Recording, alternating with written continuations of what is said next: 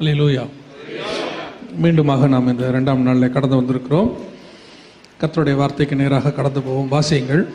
எசேக்கியேல் தீர்க்கதரிசன புஸ்தகம் 38ஆம் அதிகாரம் 2வது வசனத்தை வாசி.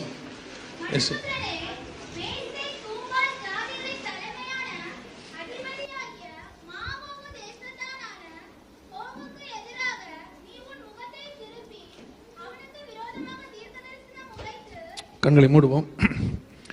நல்ல தகப்பனை, சர்வ வல்லமையுள்ள எங்கள் ஆண்டவரே, இந்த அருமையான நாட்களுக்காக உமக்கு ஸ்தோத்திரம். கிருபையும் இரக்கமும் நிறைந்தவராய் விருப்பத்தையும் செய்கையும் உண்டாக்கி தயவாய் எங்களுக்கு தந்திருக்கிற அந்த நாட்களுக்காக உமக்கு நன்றி ஆண்டவரே. இந்த நாட்களிலே தேவனாகிய கர்த்தர் திருச்சபைகளோடு கூட பேசுவீராக. ஆண்டவரே, உம்முடைய சத்தத்தை தொனிக்க பண்ணுவீராக. மனுஷனுடைய சத்தத்தை அல்ல ஆண்டவரே, உம்முடைய சத்தத்தை நாங்கள் கேட்க வந்திருக்கிறோம். வேதத்தினுடைய மகத்துவங்களை, ஆழங்களை நீர் எங்களுக்கு கொண்டு போகும்படி நாங்கள் செபிக்கிறோம்.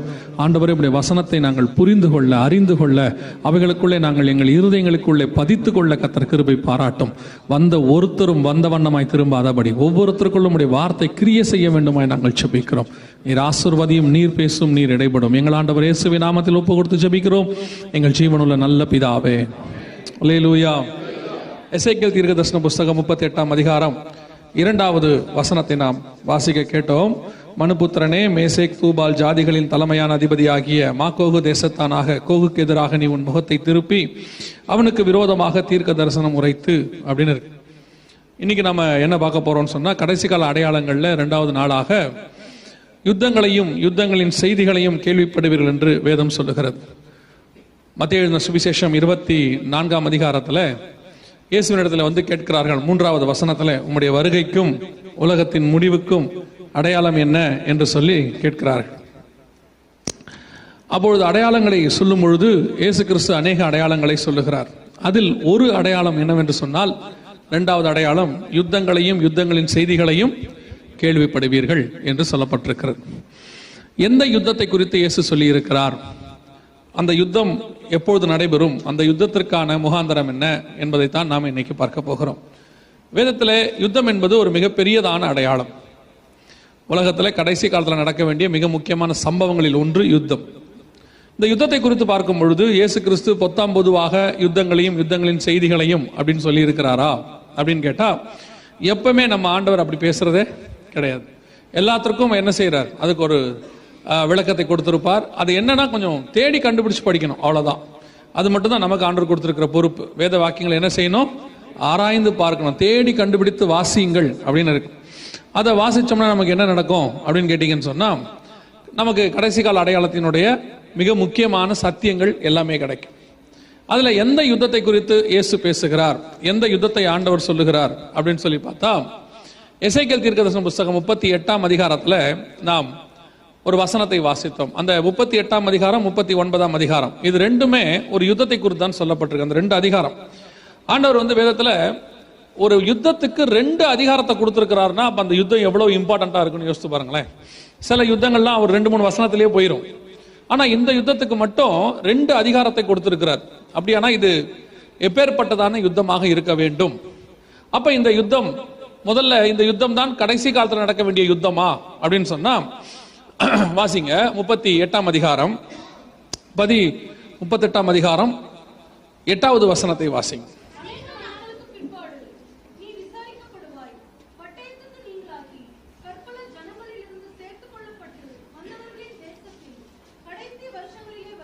கடைசி வருஷங்களிலே, அப்ப தெளிவா அங்க இருக்கு இந்த யுத்தம் எப்ப நடக்கும், கடைசி வருஷங்கள நடக்கும். இன்னொரு வசனத்தையும் வாசிங்க, அதே 38ஆம் அதிகாரம் 16வது வசனத்தை வாசிங்க. 38:16. இனி தேசத்தை கார்மேகம் போல மூட என் ஜனமாகி இஸ்ரவேலுக்கு விரோதமாய் வருவாய், கடைசி நாட்களிலே இது சம்பவிக்கும். அப்ப தெளிவா இந்த 38:8-16 2 வசனமும் சொல்லுகிறது, இது கடைசி வருஷங்களிலே கடைசி நாட்களிலே நடக்க வேண்டிய ஒரு யுத்தம். அதுவும் இந்த யுத்தம் யாருக்கு விரோதமா வரணும்னா, இஸ்ரவேலுக்கு விரோதமாக வரணும். ஒருவேளை இந்த யுத்தம் இஸ்ரவேலுக்கு விரோதமாக நிறைய காலங்களில் யுத்தம் நடந்திருக்குது, தாவீது காலத்துல நடந்திருக்கு. ஆனா இது தாவீது காலத்துக்கு பிறகு சொல்லப்பட்ட தீர்க்க தரிசனம். எசேக்கியேல் வந்து புறஜாதியார் தேசத்துல இருக்கும்பொழுது, அடிமையாக அவர்கள் இருக்கும்போது சொல்லப்படுகிற தீர்க்க தரிசனம் கடைசி நாட்களிலே நடக்கும் அப்படின்னு. இப்ப இந்த குறிப்பிட்ட காலத்துல மட்டும் இஸ்ரவேல் சந்தித்த யுத்தம் என்ன அப்படின்னு சொல்லி நீங்க பாத்தீங்கன்னா, இஸ்ரவேலர்கள் விடுதலையாகி வந்தது 1948 தான் வந்தாங்க. அப்ப அதுக்கு பிறகுதான் இந்த யுத்தம் என்ன செய்யணும், வரணும். அவர்கள் அநேக ஜனங்களிலிருந்து வந்த பிறகுதான் இந்த யுத்தம் வரணும். உங்களுக்கு தெரியும் நினைக்கிறேன், இஸ்ரவேலர்கள் இது வரைக்கும் 3 தடவை தங்கள் சொந்த தேசத்துக்கு வந்திருக்கிறாங்க. ஒரு முறை செருபாபேல் தலைமையில வந்தாங்க, ஒரு முறை மோசே தலைமையில வந்தாங்க. 2 முறையும் அவர்கள் இந்த யுத்தத்தை சந்திக்கவில்லை. இப்பதான் இந்த யுத்தத்தை அவங்க சந்திக்க போறாங்க. கடைசி நாட்களிலே நடைபெற வேண்டியதான ஒரு யுத்தம். இந்த யுத்தம் இஸ்ரவேலுக்கு விரோதமாக நடக்கும், கடைசி வருஷங்கள் நடக்கும். சரி, இப்போ நம்ம இந்த கடைசி வருஷங்கள்ல வந்துட்டோம். யார் இஸ்ரவேலுக்கு விரோதமா வருவா, அதுதான் நமக்கு அடையாளமே. ஏன்னா இஸ்ரவேலுக்கு விரோதமா இது வரைக்கும் 5-6 யுத்தங்கள் நடைபெற்றிருக்கு. 1948 இருந்து இந்த இடைப்பட்ட 2019 மட்டுமே ஒரு 6-7 யுத்தங்கள் நடந்திருக்கு. அதுல யார் இஸ்ரவேலுக்கு விரோதமா வருவாங்கிறது தான் அந்த தலைப்பு வசனமா வாசிச்சோம். 38ஆம் அதிகாரம் 2வது வசனத்தை இன்னொரு விஷயம் வாசிங்க பார்ப்போம். 38:2.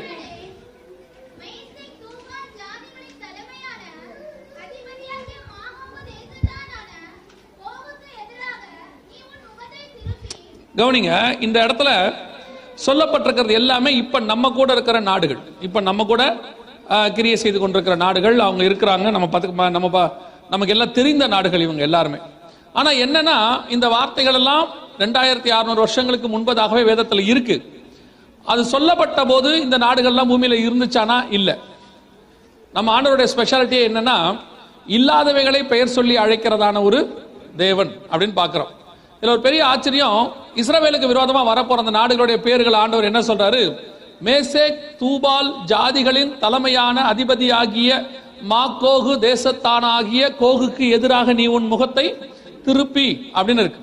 அப்ப இந்த இடத்துல சொல்லப்பட்டிருக்கிற மேசேக் தூபால் மாக்கோகு இவங்க எல்லாம் யாரு, எங்க இருக்கிறாங்க அப்படின்னா, இப்ப நான் அவங்களுடைய பேரெல்லாம் உங்களுக்கு நான் சொல்லிட்டேன்னா நீங்க நினைப்பீங்க அது எப்படி இந்த பேரு சொல்றாங்க, எப்படி வரும் அப்படின்னு உங்களுக்கு ஒரு சந்தேகம் வரும். முதலாவது நான் என்ன செஞ்சுறேன், இவங்க எங்க இருக்கிறாங்கன்னு அவர் சொல்லிடுறார். தெளிவா ஆண்டவர் சொல்லிடுறாரு, இவங்க எங்க இருக்கிறாங்க அப்படின்னு சொல்லிடுறார். 39ஆம் அதிகாரம் 2வது வசனத்தை வாசிங்க. 39:2. உன்னை 6 துறடுகளால் இழுத்து எங்கிருந்து, வடபுறங்களிலிருந்து எழும்பவும் அப்படின்னு இருக்கு. யாரை பத்தி சொல்லியிருக்கு, வடபுறங்களிலே மேசேக் தூபால் அவங்களுக்கு ஒரு சீஃப் ஒருத்தர் இருப்பானாமா, அவங்க தான் வரப்போறாங்க அப்படின்னு இருக்கு. கவனிச்சீங்கன்னா இதுதான் வேர்ல்டு மேப். இப்ப நம்ம பாக்குறதான வேர்ல்டு மேப். இதுல நல்லா கவனிச்சீங்கன்னா இந்த இடத்துல இருக்கிற புள்ளி தான் இஸ்ரவேல், இங்க இருக்கிற அந்த புள்ளி தான் இஸ்ரேல். வடக்கு பக்கம்னா மேல கோடு, மேல் வரைக்கும் கோடு போட்டு நேரா போனீங்கன்னா, இந்த புள்ளியில இருந்து மேல வடக்கு பக்கம் போனீங்கன்னா அது போய் நிக்கிற ஒரு மிகப்பெரிய சிட்டி என்னன்னு கேட்டீங்கன்னா அதுதான் மாஸ்கோ. அந்த மாஸ்கோ தான் மேசாக், இன்னைக்கு இருக்கக்கூடியது வடபுறங்களில் எழும்பி வரக்கூடியது. இன்னொன்னு தூபால் இருக்கு பாத்தீங்களா, அதான் டுபால்ஸ்க், இங்க இருக்கு பாருங்க, மங்கோலியா பகுதியில் இருக்கும். இந்த டுபால்ஸ்க்கு தான் தூபால். ரஷ்யா உங்க எல்லாருக்கும் தெரிஞ்சிருக்கும், 2 கான்டினென்ட்ல உள்ளதான ஒரு நாடு. அதாவது ஆசியாவிலும் இருக்கு, ஐரோப்பாவிலும் இருக்கு. இந்த ஐரோப்பா பகுதிக்கு தலைமையா இருக்கிறது தான் மாஸ்கோ. அதே காலத்துல ஆசியா பகுதியில் இருக்கிற மிக முக்கியமான துறைமுக பட்டணம் தான் டுபால்ஸ்க். இந்த டுபால்ஸ்க்கும் இந்த மாஸ்கோவையும் இணைத்து ஆசியாவுக்கும் ஐரோப்பாவுக்கும் தலைமையா இருக்கக்கூடிய ரஷ்யா தான் கடைசியா இஸ்ரவேலுக்கு விரோதமா வரணும். சரி, இந்த 2 இருக்குது, ஏன் ரஷ்யாங்கிற பேர் இல்ல அப்படின்னு கேட்டீங்கன்னா, தமிழ்ல மட்டும்தான் அது இல்ல, ஆங்கிலத்தில் இருக்கு, மற்ற எல்லா மொழியிலும் இருக்கு, எபிரேய மொழியிலும் இருக்கு, ஆங்கிலத்திலும் இருக்கு, மலையாளத்தில் இருக்கு, மராத்தி பைபிள்ல இருக்கு, எல்லாத்திலயும் இருக்கு. இங்க வேற ஏதாவது லாங்குவேஜ், இங்கிலீஷ் அல்லது மலையாள பைபிள் வச்சிருக்கீங்களா யாராவது? யார்ட்டையாவது இருக்குதா? இருக்கா? என்ன வச்சிருக்கீங்க? மலையாள பைபிள் வச்சிருக்கீங்களா? வாசிங்க பார்ப்போம். எசேக்கியேல் 38:2.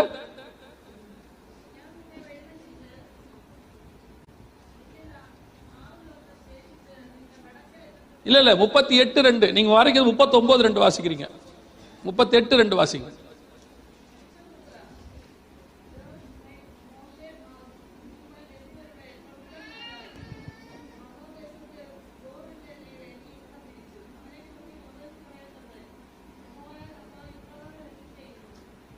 ரோஷ்ங்கிற வார்த்தை இருக்கா? ரூசே இருக்கா? இருக்கா இல்லையா? இங்கிலீஷ்ல இருக்கா? அதுல இருக்கா? வாசிச்சிட்டீங்களா? நடுவில் வந்துருச்சா? சரி, இல்ல என் காதுக்கு அது மட்டும் கேட்கல, அதனாலதான். Okay, right. அப்ப மலையாளத்திலயும் இருக்கு, இங்கிலீஷ்லயும் இருக்கு. இங்கிலீஷ்ல யாராவது வாசிங்களா? என்ன வெர்ஷன்மா? NKJV-யா? வாசிங்க.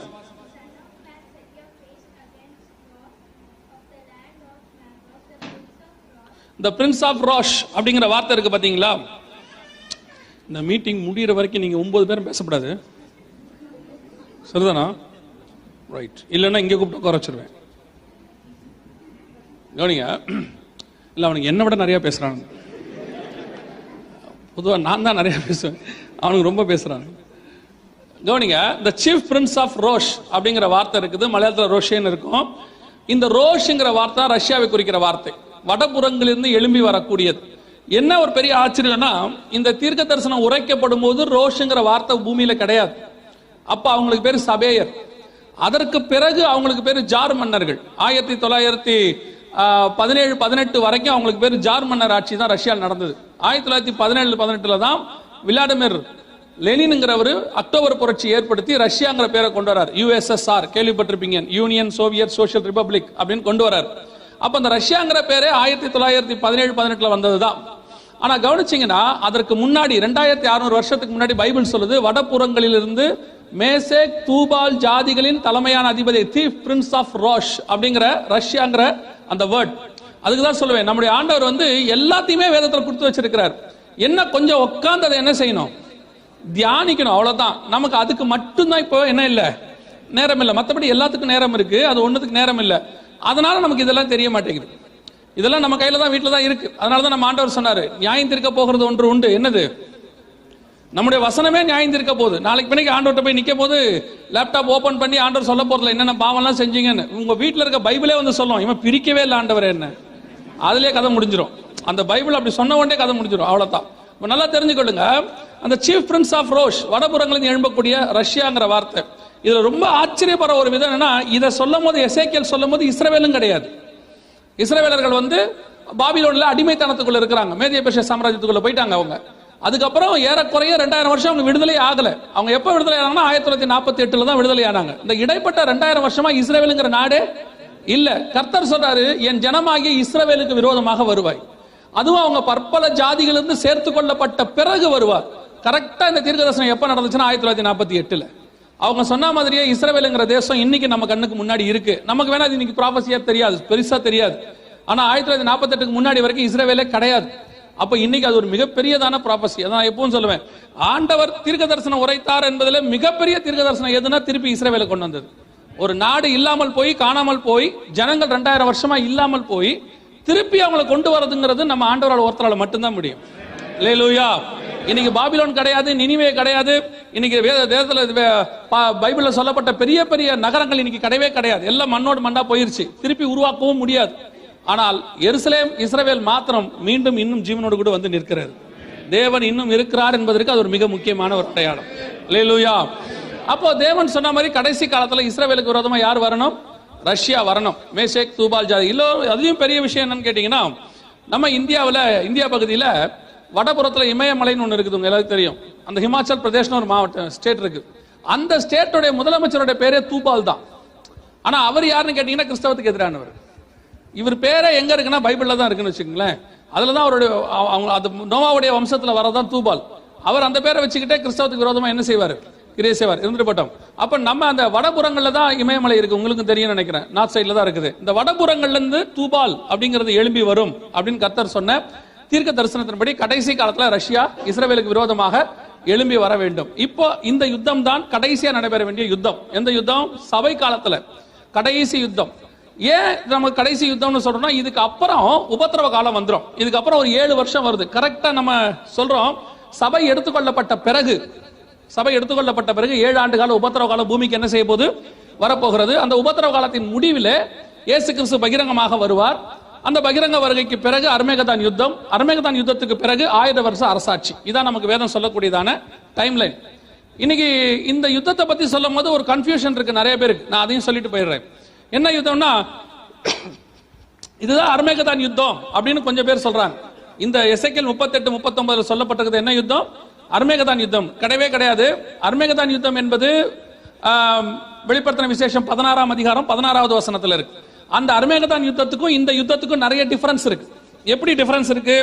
அர்மேகதான் யுத்தம் நடைபெறுவது முழுக்க முழுக்க மெகிதோ பள்ளத்தாக்குல நடக்குது.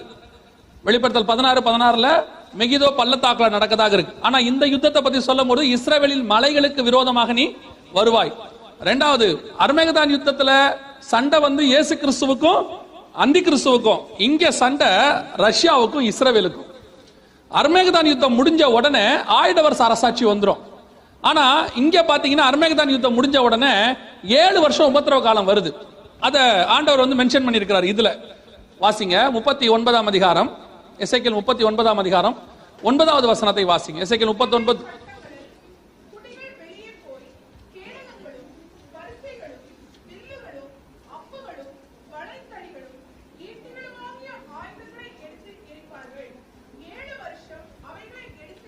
கரெக்டா யுத்தம் முடிஞ்சு எத்தனை வருஷம் இருக்கிறாங்க? 7 வருஷம் இருக்கிறாங்க. நம்ம அதான் சொல்றோம், யுத்தம் முடிஞ்சு 7 வருஷம் என்ன வரும்? உபத்திரவ காலம் வரும். அப்ப கர்த்தர் சொன்னபடியே இந்த 7 வருஷ உபத்திரவ காலம் ஒன்று பூமிக்குள்ளே வரப்போகிறது. அதான் ஆயுதங்களை எடுத்து எரிக்கிற காலமாக இருக்க போகிறது. சோ இந்த யுத்தம் 3ஆம் உலக யுத்தம் நம்ம சொல்லிக் கொள்ளலாம். ஏன்னா 2 யுத்தம் முடிஞ்சதுனால இதை நம்ம என்ன சொல்றோம்? 3ஆம் உலக யுத்தம் நம்ம சொல்றோம். ரஷ்யாவுக்கும் இஸ்ரவேலுக்கும் விரோதமாக வரணும். இதுலயும் இன்னும் கொஞ்சம் தெளிவாக இந்த 2 அதிகாரத்துல இந்த யுத்தத்தை பத்தின எல்லா தெளிவா கொடுத்திருக்கிறாரு. மொத்தத்தையும் பார்க்க நமக்கு நேரம் இல்ல. சில குறிப்பிட்ட பாயிண்ட்ஸ் மாத்திரம் பார்க்க போறோம். அதுல கர்த்தர் சொன்ன ரொம்ப முக்கியமான விஷயம் என்னன்னு கேட்டீங்கன்னா, இந்த ரஷ்யா கூட இருக்கிற நாடுகளை பத்தி ஒன்னு சொல்றாரு பாருங்களேன். அது ஒரு மிகப்பெரியதான தீர்க்க தரிசனம். அந்த எசேக்கியேல் 38:2 மேசேக் தூபால் ஜாதிகளின் தலைமையான அதிபதியாகிய மாகோகு தேசத்தானாகிய அப்படின்னு இருக்கு பாருங்களேன். இந்த மாகோகு யாரு அப்படின்னு பாத்தீங்கன்னா நோவாவுடைய பேரப்பையன் தான் மாகோகு. இந்த மாகோகு பத்தி வசனம் சொல்லுது, அவர்களுடைய பெயர்களின் படியே அந்தந்த தீவுகளும் நாடுகளும் ஆயின அப்படின்னு இருக்கு பைபிள்ல. இந்த மாகோகு தான் பின்னாட்கள்ல மாகோகியாவா மாறி மங்கோலியாவாக ஆனது. இந்த மாகோகு தேசம் உங்களுக்கு தெரியும், நோவாவுக்கு 3 பசங்க தான், யாபேத். இந்த 3 பசங்க தான் 3 ரேசிசம், ஒயிட், பிளாக், எல்லோ அப்படின்னு சொல்லுவாங்க. இன்னும் கொஞ்சம் டெக்னிக்கலா சொல்லணும்னா காக்கசைட்ஸ், மேங்கலைட்ஸ், நெக்ராய்ட்ஸ் அப்படிம்பாங்க. புரியும்படி சொல்லணும்னா வெள்ளை, மஞ்சள், கருப்பு அப்படின்னு சொல்லுவாங்க. நமக்கு எல்லாத்துலயுமே நம்ம பேசிக்கலாம், எப்படி ஈஸியா இருக்குதோ அதை நீங்க வச்சுக்கலாம். நீங்க சரியா டெக்னிக்கலா வச்சுக்கணும், இப்படி வச்சுக்கலாம், காக்கசைட்ஸ், மேங்கலைட்ஸ், நெக்ராய்ட்ஸ் வச்சுக்கலாம். மனசுல பதியும்படி வச்சுக்கணும்னா வெள்ளை, மஞ்சள், கருப்பு அப்படின்னு வச்சுக்கலாம். இல்ல நம்ம எதுல வருவோன்றது நம்ம பேசப்படாது. சரியா? கருப்புங்கிறது ஆப்பிரிக்கன்ஸை குறிக்கும், மஞ்சள்ங்கிறது மங்கோலியன்ஸ் சீனர்களை குறிக்கும், வெள்ளைங்கிறது வெள்ளைக்காரங்களை குறிக்கும். நம்ம எதுல வருவோம்? எதுல வருவோன்றது இன்னும் டிசைட் ஆகலன்னு வச்சுங்களேன். சரி, இருந்துட்டு போட்டோம். சரியா? அப்போ இந்த 3 இனம் தான். அதுல ஒண்ணுதான் மாகோகு, மேங்கலைட்ஸ் என்று சொல்வார்கள். அதுதான் மங்கோலிய இனம். இங்க இருக்கு பாருங்களேன், இந்த இடத்துல இருக்கு, இந்த சின்ன பிளாக் சைனாவுக்கு மேல இருக்கு பாருங்க. இவங்க தான் சீனர்களுக்கெல்லாம் பூர்வீகம். சீனாங்கிறது இந்த மங்கோலிய வம்சத்துல வந்ததான், மங்கோல்ஸ் அப்படின்னு சொல்லுவாங்க. இந்த மங்கோலியா என்கிற நாடு ரஷ்யா கூட இருக்கும்னு பைபிள் சொல்லுது. மங்கோலியாங்கிற கடைசி காலத்துல ரஷ்யா கூட வரும்னு. ஆனா 1918க்கு பிறகு ரஷ்யா மங்கோலிய யுத்தம் பயங்கர ஃபேமஸ். மங்கோலியாங்கிற நாடு ஒண்ணும் இல்லாம பண்ணதே யாருன்னு கேட்டீங்கன்னா ரஷ்யா தான். செங்கிஸ்கான் கேள்விப்பட்டிருப்பீங்க. அவருக்கு பிறகு அந்த நாடு ரொம்ப ஃபேமஸ் ஆகி ரொம்ப சர்வாதிகார நாடுகள்ல ஒண்ணு. அந்த நாடு ஒண்ணுமே இல்லாம போய் ரஷ்யாவால தான் ஒண்ணுமே இல்லாம போயிருச்சு. இன்னைக்கும் ரஷ்யர்கள் அவர்களுக்கு பிடிக்காதுன்றதா உலகத்துக்கு அறிஞ்சதான ஒரு விஷயம். ஆனா பைபிள் சொல்லுது, கடைசி காலத்துல யார் வரணும்? இந்த மங்கோலியாவானது ரஷ்யாவு கூட இணைந்து எங்க வரணும்? இஸ்ரவேலுக்கு விரோதமா வரணும். என்ன ஒரு பெரிய ஆச்சரியம்னா, 2018 இந்த மங்கோலியாவும் ரஷ்யாவும் சேர்ந்து என்ன செஞ்சாங்கன்னு கேட்டீங்கன்னா ஒரு யுத்த பயிற்சி மேற்கொண்டாங்க. இங்க இருக்கு பாருங்க, மிகப்பெரிய ராணுவ பயிற்சி. எப்போ அப்படின்னு கேட்டீங்கன்னா செப்டம்பர் 11, 2018 என்ன போட்டிருக்கு பாத்தீங்கன்னா மிகப்பெரிய ராணுவ பயிற்சி தொடங்குகிறது. யார் யாருன்னு கேட்டீங்கன்னா ரஷ்யாவோடு கூட சேர்ந்து சீனாவும் மங்கோலிய ராணுவம் பங்கேற்பு. இந்த மங்கோலியா வந்து ரஷ்யா கூட சேர்ந்தது மிகப்பெரிய தீர்க்க தரிசன நிறைவேறுதல். ஏன்னா கிட்டத்தட்ட 50 வருஷமா ரஷ்யாவுக்கும் மங்கோலியாவுக்கும் ஆகாது, பயங்கரமான எதிரிகள், இந்தியா பாகிஸ்தான் மாதிரி. ஆனா இன்னைக்கு என்ன நடந்திருக்குது? இவங்க 2 பேரும் சேர்ந்து யுத்த பயிற்சி மேற்கொண்டிருக்கிறாங்க. அதுலயும் அந்த ரஷ்யாவுடைய ராணுவ தளபதி என்ன சொல்றாரு? இது யுத்த பயிற்சி அல்ல, ஒரு யுத்தம் போலவே நாங்கள் நடத்தி இருக்கிறோங்கிறார். எதுக்கு இந்த யுத்த பயிற்சி நடக்குது? இப்போ நீங்க பார்த்திருப்பீங்க, எல்லா நாடுகளும் யுத்த பயிற்சி என்ன செய்யறாங்க? மேற்கொண்டுட்டே இருக்கிறாங்க. இப்போ இந்த வாரத்துல கூட அமெரிக்காவும் தென்கொரியாவும் சேர்ந்து என்ன செய்யறாங்க? ஒரு ராணுவ பயிற்சி செய்யறாங்க. எல்லா நாடும் செய்யுது. இந்த பயிற்சி எதுக்கு மேற்கொள்ளப்படுகிறது? உலகம் முழுக்க ஏன் வருது அப்படின்னு கேட்டீங்கன்னா, இந்த 3ஆம் உலக யுத்தம் வந்து மறைமுகமாக தொடங்கிவிட்ட காலகட்டத்தில் இருக்கிறது. இந்த கடைசியா நடக்க வேண்டிய எசேக்கியேல் 38, 39 யுத்தம் நம் கண்களுக்கு முன்பாக தொடங்கிவிட்ட காலம். அது எப்படி தொடங்கி இருக்கு, என்ன பண்ணிருக்காங்கன்றத நான் உங்களுக்கு முடியும் போது சொல்றேன். இப்போ சீனாவும் இப்போ ரஷ்யாவும் இணைந்து ஒரு மிகப்பெரிய யுத்தத்தை தொடங்குவதற்கான எல்லா வேலைகளையும் செய்து முடித்து விட்டார்கள். அதுல தீர்க்க தரிசனம் நிறைவேறது தான் இந்த மங்கோலிய ராணுவம் ரஷ்யாவோடு கூட இடைபெறுவது, அவங்க ஒன்னா இணைஞ்சு வந்துட்டாங்க. ரெண்டாவது, ரஷ்யா கூட இருக்கிற இன்னொரு நாடு என்ன அப்படின்னு சொல்லி பாத்தீங்கன்னு சொன்னா, அந்த எசேக்கியேல் 38:5 வாசிங்க பார்ப்போம். எசேக்கியேல் 38:5. அவர்களோடு கூட இந்த பெர்ஷியாங்கிற நாடு இருக்கு பாத்தீங்களா, அவர்களோடு கூட பெர்ஷியரும் இந்த இருக்கட்டும். பெர்ஷியாங்கிறது யாரை குறிக்குது? அவர்களோடு கூட பெர்ஷியாங்கிறது யாரு அப்படின்னு கேட்டீங்கன்னா, 1984 வரை இன்னைக்கு இருக்கிற ஈரானுக்கு பெயர் தான் பெர்ஷியா. 1984 தான் அயதுல்லா கோமேனிங்கிறவர் அந்த பெர்ஷியாங்கிற நாட்டோட பேரை மாத்திட்டு ஈரான் வச்சார். இந்த பெர்ஷியாங்கிறது வந்து ஒரு பூர்வீக நாடு. எப்போ எஸ்தர், நெகேமியா அவங்க காலத்திலே இருக்கு பெர்ஷியா. அந்த நாட்டுக்கு ஈரானுங்கிற பேரை இன்னைக்கு கொண்டு வந்தது யாருன்னா அயதுல்லா கோமேனி. ஒரு புரட்சியை ஏற்படுத்தி அந்த புரட்சியின் விளைவாக அயதுல்லா கோமேனி வந்தார். இந்த 1984 வரைக்கும் ஈரான் வந்து அமெரிக்க சப்போர்ட்டர். அங்க ஷாங்கிற மன்னர் தான் இருந்தாரு. அவர் மிகப்பெரிய அமெரிக்க சப்போர்ட்டர். இன்னும் சொல்ல போனால் இன்னைக்கு ஈரான் வந்து உலக எண்ணெய் ஏற்றுமதியில 2வது இடத்துல இருக்கு. ஈரானுக்குள்ள எண்ணெய் இருக்குங்கிறத கண்டுபிடிச்சு கொடுத்ததே அமெரிக்கா தான். எப்படி அரேபியாவுக்கு கண்டுபிடிச்சு கொடுத்தாங்களோ அதே மாதிரி ஈரானுக்கு எண்ணெய் இருக்குதுங்கிறத, அவங்க நாட்டுல எண்ணெய் இருக்குதுங்கிறதையும் அவங்க தான் கண்டுபிடிச்சாங்க. புரிஞ்சுச்சா? புரியல விட்டுருங்க. அப்போ நீ நல்லா பேசினாலே புரியாது அப்படிங்கிறீங்களா? கவனிங்க, இது கொஞ்சம் ஹிஸ்டரி கிளாஸ் மாதிரி தான் இருக்கும். ஆனா வேற வழி இல்லை, கேட்டு ஆகணும். ஏன்னா முக்கியமான சப்ஜெக்ட் இப்போ நடந்துகிட்டு இருக்கு. இந்த வாரத்தில் மிக முக்கியமான விஷயங்கள் எல்லாம் உங்களை சுத்தி தான் நடக்குது. நீங்க தான் ரொம்ப முக்கியமான ஆட்கள் இதுல. நாங்களாம் வேற தூரத்தில் இருக்குமா, அதனால நீங்க சந்திப்பீங்க இப்போ கொஞ்ச நாள். அதனால தான் இந்த பாடம் உங்களுக்கு எடுக்கிறோம். அதான பார்த்தேன், நீ நல்லபடியா பேசிட்டீங்கன்னா என்ன இருக்கு அப்படிங்கிறீங்களா? கவனிங்க, அப்போ இந்த ஈரான் அதுக்குள்ள இருக்கிற எண்ணெய் வளத்தை எல்லாம் எடுத்து கொடுத்தது வந்து அமெரிக்கா தான். ஆனா இன்னைக்கு ரஷ்யாவுடைய செல்ல குழந்தை யாருன்னு கேட்டீங்கன்னா ஈரான் தான். நம்பர் 1 ஃப்ரெண்ட் ஈரான் தான். இன்னைக்கு ஈரான்ல இருக்கக்கூடிய எல்லா அணு உலைகள் எல்லாவற்றையும் பாதுகாக்கிற பொறுப்பு யார் கையில இருக்குது? ரஷ்யா கையில இருக்கு. ரஷ்யா சொல்லி இருக்குது, ஈரான் மேல கைய வச்சீங்கன்னா, இங்க சொல்லியிருக்கு பாருங்க, ஈரான் மீது தாக்குதல் நடத்தினால் பேரழிவு ஏற்படும். இஸ்ரேலுக்கு ரஷ்யா கடும் எச்சரிக்கை. அடுத்து என்ன சொல்லியிருக்கு பாருங்க, ஈரான் அணு ஆயுத மையங்கள் மீது தாக்குதல், இஸ்ரேல் அமெரிக்காவுக்கு ரஷ்யா எச்சரிக்கை. இந்த ஈரான் விஷயத்துல ரஷ்யா விட்டு கொடுக்க தயாராகவே இல்லை. உங்களுக்கு தெரியும் ஈரான் பிரச்சனை எப்படி போயிட்டு இருக்குன்னு. இந்த மிடில் ஈஸ்ட்ல இருக்கிறவங்களுக்கு நல்லாவே தெரியும்.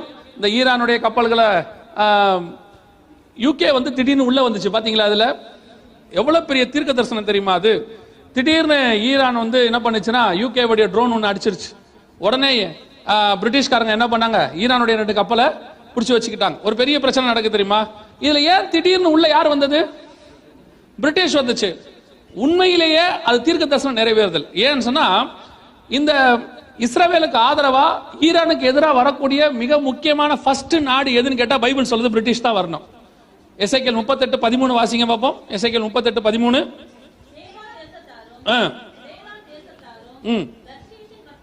தர்ஷீஷின் வர்த்தகரும் அதனுடைய பாலசிங்கங்களான அனைவரும். நல்ல கவனிங்க, சேபா தேசத்தாரும் தேதான் தேசத்தாரும், இதெல்லாம் இப்ப இருக்க நாடுதான். நம்ம அதை கொஞ்சம் ஹிஸ்டாரிக்கலா படிச்சா உங்களுக்கு தெரிஞ்சிடும். அந்த தர்ஷீஷின் வர்த்தகர் இருக்கிறாங்கல்ல, அதான் தர்ஷீஷ் தான் பிரிட்டிஷ். அந்த பிரிட்டனுடைய தர்ஷீஷ் அப்படிங்கிறதுக்கு தார் அப்படிங்கிறதுக்கு டின்னு பேரு. அந்த டின்னுங்கிறதுக்கு இன்னொரு பேர் தான் பிரிட்டன். நம்ம எல்லாருக்கும் தெரியும்.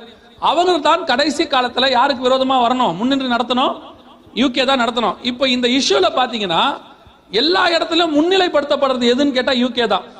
அமெரிக்கா பேசிக்கிட்டே இருந்தாலும் ஆக்ஷன்ல யார் தான் இறங்கி இருக்கிறது? இதுல கவனிச்சீங்கன்னா இது பிரிட்டிஷோடைய ராணுவம். இவங்க தான் ஃபர்ஸ்ட் உள்ள நுழைஞ்சாங்க. இங்க இருக்கு பாருங்க, இவங்க தான் ஃபர்ஸ்ட் உள்ள நுழைஞ்சாங்க. உள்ளே நுழைஞ்சு ஈரானுக்கு எதிராக இந்த விஷயத்துல எல்லாத்தையும் செஞ்சது இவங்க தான். இங்க இருக்காங்க பாருங்க, பிரிட்டிஷ் ட்ரூப்ஸ். எங்க இருக்குது இப்ப கேட்டீங்கன்னா ரஷ்யா பார்டர்ல இருக்குது. ரஷ்யா பார்டருக்கு இவங்க புறப்பட்டு போயாச்சு. இந்த வாருக்கான ஸ்டார்டிங் பாயிண்ட் இங்க தான் ஆரம்பிச்சிச்சு. நம்ம பாக்குற இதுதான் இந்த வாருக்கான ஸ்டார்டிங் பாயிண்ட். இப்போ ரஷ்யாவுடைய எல்லைகள் ஒண்ணுல யார் இருக்கிறா அப்படின்னு கேட்டீங்கன்னா பிரிட்டிஷ் ட்ரூப் இருக்கு. சரி, ரஷ்யா எந்த அளவுல இருக்குது அப்படின்னு கேட்டீங்கன்னா, இஸ்ரேலோடைய 40 கிலோமீட்டர்ல ரஷ்யாவுடைய கப்பல்கள் நின்றுகிட்டு இருக்கு இன்னைக்கு. அதாவது ரஷ்யாவுடைய ராணுவ வீரர்கள் 1.5 லட்சம் பேர் சிரியால இருக்கிறாங்க. என்ன காரணம் அப்படின்னு கேட்டதுக்கு ரஷ்யா சொல்லுச்சு, ISIS என்ன செய்ய போறோம், ஒழிக்க போறோம். ISIS உடைய மொத்தமே 18,000 பேர் தான். அதுல ஏற்கனவே 11,000 பேர் முடிச்சாச்சு. இன்னும் ஒரு 6,000 பேர் 7,000 பேர் தான் மிச்சம் இருக்கிறாங்க. ஆனா ரஷ்யாவுடைய ராணுவம் எவ்வளவு இருக்குது? கிட்டத்தட்ட 1.5 லட்சம் ராணுவ வீரர்கள் இருக்கிறாங்க. எங்க இருக்கிறாங்கன்னா ஹமா அப்படிங்கிற பகுதியில் நிக்கிறாங்க. ஏன் இந்த ராணுவ வீரர்கள் அங்க நிக்கிறாங்க அப்படின்னு கேட்டீங்கன்னு சொன்னா, இது ISISக்காக அல்ல, இஸ்ரேலுக்கான ஒரு மிக முக்கியமான வார் ஒன்று தொடங்க போகுது. 3rd வேர்ல்டு வார் ஒன்று நடக்க போகுது. அதற்காகத்தான் இது நடக்குது. இன்னைக்கு ரஷ்யாவுடைய படைகள் அங்க வந்துருச்சு. ஏற்கனவே இருந்த படைகளோட சேர்த்து இப்ப ரஷ்யா 4000 பேர் அனுப்பியிருக்கு. இங்க பாருங்க, 4000 பேர் அனுப்பியிருக்கு. ரஷ்யாவில் 4000, சிரியாவில் 4000 ரஷ்ய வீரர்கள் எக்ஸ்ட்ராவா இப்ப அனுப்பியிருக்குது.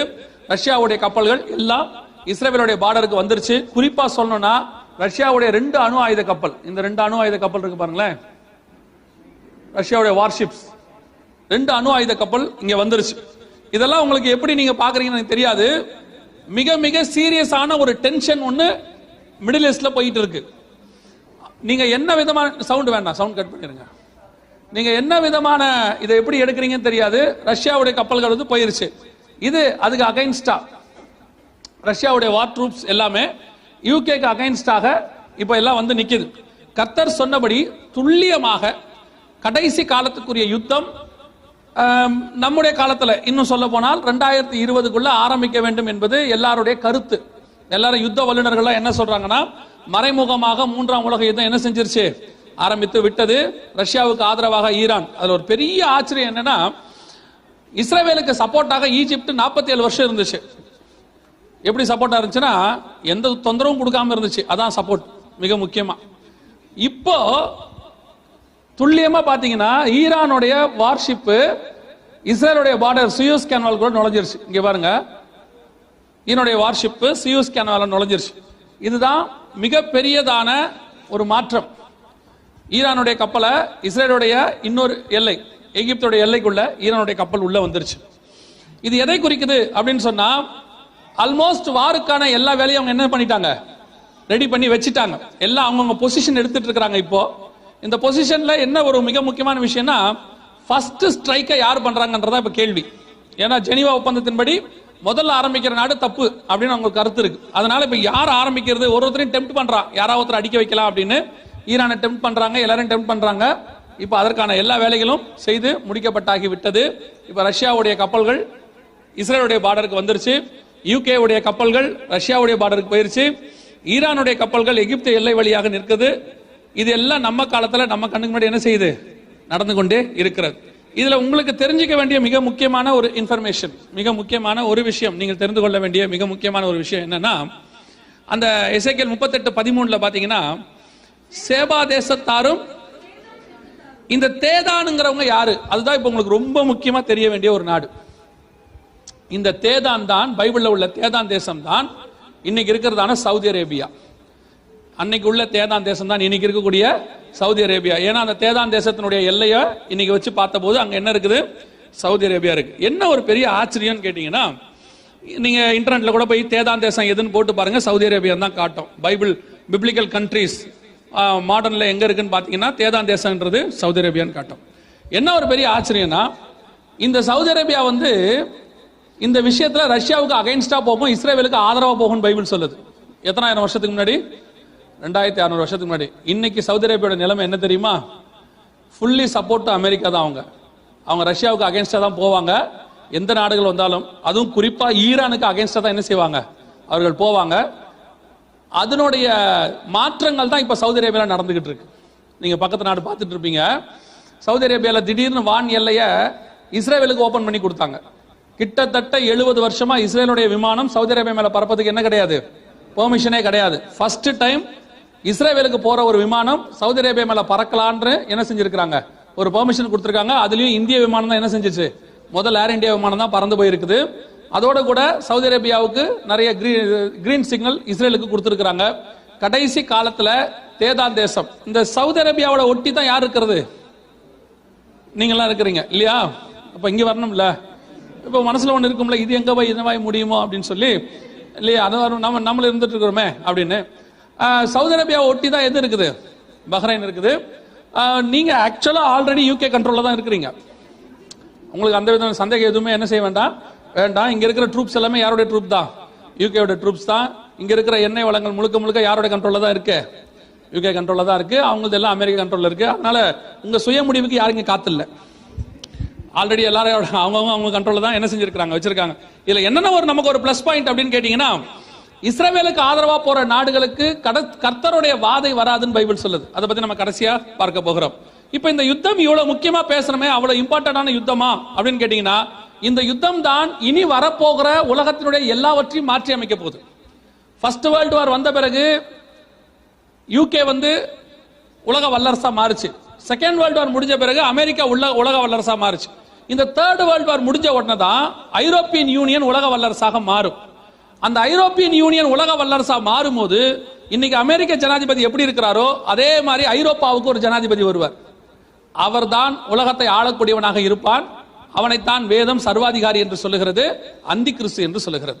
இப்போ வரப்போற அந்தி கிறிஸ்துவை உருவாக்க போறத எந்த யுத்தம் தான் உருவாக்க போகுது? இந்த யுத்தம் தான் உருவாக்க போகுது. அப்படின்னா நம்ம பொறுத்த வரைக்கும் அவன் வருவதற்கு முன்பதாக சபையை மீட்க ஆண்டவர் வருவேன் என்று வாக்குத்தத்தம் பண்ணி இருக்கிறார். அல்லேலூயா. எண்ட் ஆஃப் த டே நமக்கு அதுதான் தேவைன்னு வச்சுக்கோங்களேன். இந்த யுத்தத்தின் விளைவுகள் என்னங்கிறது அப்புறம், நமக்கு தேவை அதுக்கு முன்னாடி நமக்கு ஆண்டவர் என்ன சொல்றாரு. அப்ப கர்த்தர் சொன்னபடியே இந்த நாடுகள் எல்லாம் கடைசியா ஒன்னா சேர்ந்துட்டாங்க. இப்ப யுத்தத்துக்கான எல்லாம் ரெடி ஆயிருச்சு அப்படின்னு சொன்னா கண்டிப்பாக இந்த யுத்தம் ஆரம்பிக்கிறது நம்ம காலத்துல நம்ம கண்ணுக்கு முன்னாடி தான், வேற எந்த காலத்திலையும் இல்ல. இனி தள்ளி போக வாய்ப்பு இல்லைன்னு சொல்லிட்டாங்க. நம்ம கண்ணு இன்னும் அதுவும் ஒரு வல்லுநர் சொல்றாரு, மறைமுகமாக யுத்தம் என்ன செஞ்சிருச்சு, ஆரம்பித்து விட்டது அப்படிங்கிறார். அவங்க கொஞ்சம் கொஞ்சமா அடிக்க ஆரம்பிக்கிறாங்க அப்படின்னு. இதோடைய முடிவு எப்ப நடக்கும்னு தெரியாது. ஏன்னா முதலாம் உலக யுத்தம் 4 வருஷம், 2ஆம் உலக யுத்தம் 8 வருஷம். இது எத்தனை வருஷம் நடக்கும்னு தெரியாது. அந்த யுத்தத்தின் முடிவும் அந்த யுத்தத்தினுடைய காலகட்டங்களும் நடைபெறும் போதுதான் வருகை சம்பவிப்பதற்கு என்ன இருக்குது, வாய்ப்பு இருப்பது. ஏன்னா இதுக்கப்புறம் அந்தி கிறிஸ்து வெளிப்படுவான்.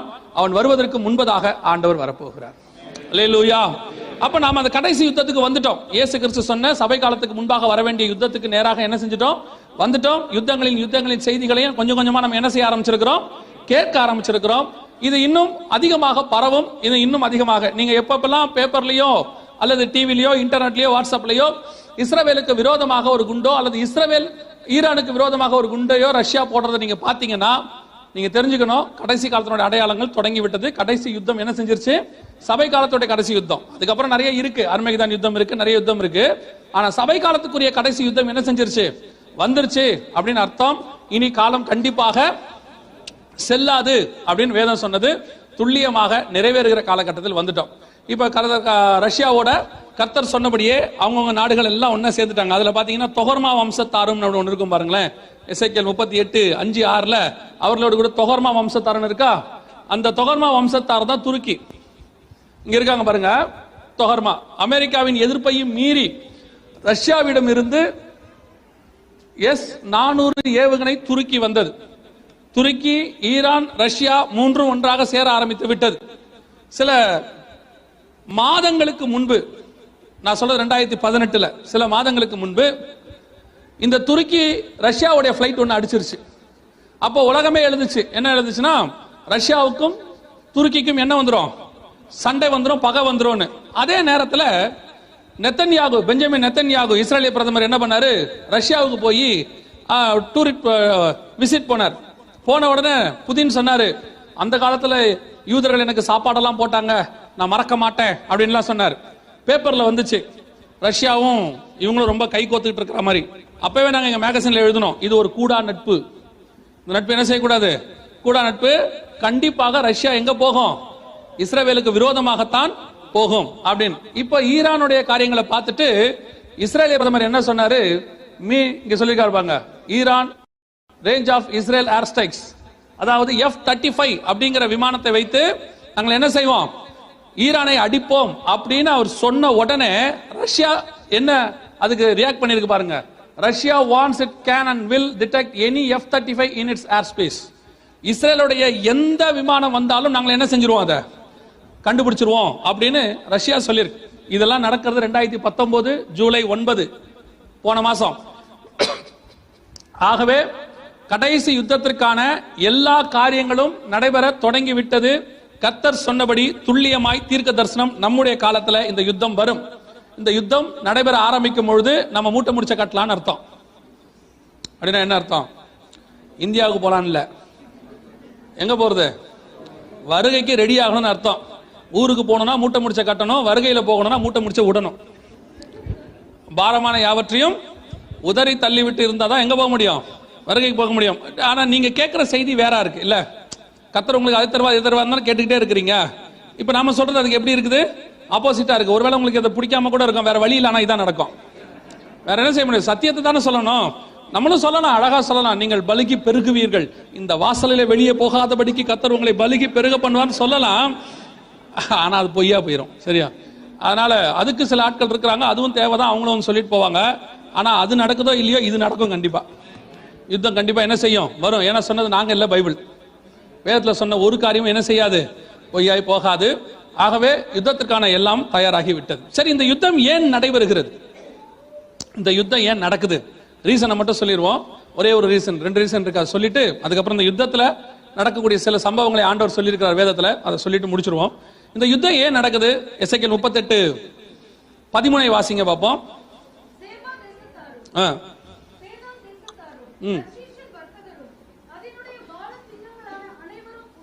உன்னை நோக்கி ரஷ்யாவை பார்த்து என்ன சொல்றாங்களா? ரஷ்யாங்கிறது ஒரு 2 கான்டினென்ட்ல இருக்க நாடு. அது ஏன் இஸ்ரவேலை கொள்ளையிடணும்? அது ஏன் இஸ்ரவேலை கொள்ளையிடணும் அப்படின்னு பாத்தீங்கன்னா, 1918 ரஷ்யா உருவாகும் போது அதே காலகட்டத்தில் உருவான நாடு தான் இஸ்ரவேல். பால்ஃபர் டிக்ளரேஷன் அப்படின்னு சொல்லுவாங்க. அதன் மூலமாக இஸ்ரவேல்ங்கிற நாடு உருவாவதற்கு ஒரு சைன் பண்ணாங்க. ரெண்டும் ஒன்னா வந்துச்சு. 1948 தான் இஸ்ரவேல் தனி நாடா மாறுச்சு. இந்த குறிப்பிட்ட 100 வருஷத்துல மட்டுமே, 1918 இருந்து 2018, இந்த 100 வருஷத்துல மட்டும் இஸ்ரவேல் இன்னைக்கு வேர்ல்ட் நம்பர் 1ல இருக்கு. எல்லா ப்ரொடக்ஷன்லயும் எல்லாத்துலயும் என்ன இருக்கு? வேர்ல்ட் நம்பர் 1ல இருக்கு. அது மாத்திரமல்ல, இஸ்ரவேல்ல ஒரு கடல் இருக்கு, நீங்க கேள்விப்பட்டிருப்பீங்க, டெட் சி, சவக்கடல் அப்படின்னு. அந்த ஒரு கடல் மட்டும் ரஷ்யா கிட்ட கிடைச்சிட்டா போதும், இந்த உலகத்திலேயே மிகப்பெரிய பணக்கார நாடாக ரஷ்யா மாறிடும். ஏன்னா அந்த கடலுக்குள்ள இருக்கக்கூடிய தாது பொருட்கள் அவ்வளவு அதிகம், அவ்வளவு சக்தி வாய்ந்தவை. அதுல இருந்து எடுக்கிறதுக்கு இஸ்ரவேலாலேயே முடியல, அவ்வளவு இருக்கு. அதைத்தான் ரஷ்யா என்ன பண்ணிருக்கு? டார்கெட் பண்ணிருக்கு. கிட்டத்தட்ட 50 வருஷமாக இந்த நாடுகளை சுத்தி இருக்கிற அரபு நாடுகளை வைத்து எப்படியாவது இஸ்ரவேலை தன் வசம் கொண்டு வரணும் தான் ரஷ்யாவுடைய பிளான். 1967 இஸ்ரவேலுடைய ராணுவ தளபதி சொன்ன வார்த்தை, எங்களுடைய அடுத்த மிக முக்கிய யுத்தம் யாரோடு இருக்கும் என்றால் ரஷ்யாவோடு இருக்கும் என்றார். காரணம், இன்னைக்கு இருக்கிற அரபு நாடுகள் மொத்தத்துக்கும் ஆயுத சப்ளை யார் தான் பண்றா? ரஷ்யா தான் பண்ணுது. அதே நேரத்தில் இன்னைக்கு ரஷ்யாவுடைய நிலைமை என்ன அப்படின்னு கேட்டீங்கன்னு சொன்னா, கடந்த 10 வருஷத்துல ரஷ்யா பொருளாதாரத்தில் எங்க போயிருச்சு? பின்னாடி போயிருச்சு. யார் கொள்ளையடிக்க யார்கிட்ட வரணும்? எப்பவுமே இல்லாதவன் தான் இருக்கிறவன் என்ன செய்யணும்? கொள்ளையடிக்க வரணும். உங்களுக்கு தெரியும் எப்படி அமெரிக்கா ஈராக்ல என்ன கொள்ளையடிச்சிச்சு, ஈரான்ல சாரி ஆப்கானிஸ்தான்ல என்ன பண்ணாங்க, எல்லாம் நம்ம பார்த்திருக்கிறோம். அதே வேலை இப்ப யார் செய்ய போற? ரஷ்யா செய்ய போகுது. சோ இந்த யுத்தத்தின் மூலமாக ரஷ்யா உலகத்தினுடைய மைய பகுதிக்கு வர வேண்டும் என்று விரும்புகிறது. உங்க எல்லாருக்கும் தெரியும், உலகத்தினுடைய மிக முக்கியமான மைய பகுதி எருசலேம். எருசலேமை புடிச்சிட்டோம்னா டோட்டல் வேர்ல்டு என்ன பண்ணிடலாம்? கண்ட்ரோல் பண்ணிடலாம். அதை நம்ம கையில வச்சுக்கலாங்கிறதா ரஷ்யாவுடைய மிகப்பெரிய பிளான். அது மட்டும் இல்ல, இஸ்ரேவேல்ல இருக்கக்கூடிய வளங்கள், இன்னைக்கு இருக்கக்கூடிய வளங்கள் உலகத்துக்கே மிக முக்கியமான ஏற்றுமதி நாடு. சோ இஸ்ரேவேலை எப்படியாவது கண்ட்ரோல் பண்ணணுங்கிறதா யாருடைய கணக்கு? ரஷ்யாவுடைய கணக்கு. இல்ல ஒரு பெரிய ஆச்சரியம் என்னன்னா, 1948 இஸ்ரேல் விடுதலையாச்சு, 1947 இந்தியா விடுதலையாச்சு. 2 பேரும் எங்க இருக்கிறாங்க நீங்களே பாத்துக்கோங்க. இஸ்ரேல் வேல் நம்பர் 1ல இருக்கு.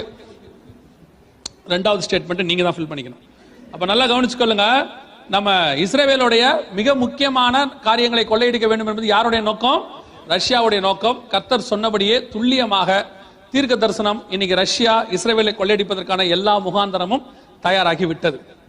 இதன் மூலமாக நம்ம ஏற்கனவே சொன்னபடி 3ஆம் உலக யுத்தம் முடியும் போது அந்திகிறிஸ்துவின் ஆட்சி பூமிக்கு வரப்போகிறது. இதான் இதற்கான மிக முக்கியமான காரணங்கள்.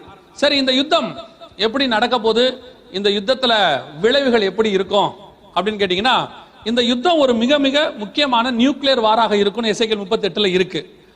அது எங்க இருக்கு வாசிங்க. 39ஆம் அதிகாரம் எசேக்கியேல் புஸ்தகம், 39ஆம் அதிகாரம் எசேக்கியேல் புஸ்தகம் 11வது வசனத்தை வாசிங்க.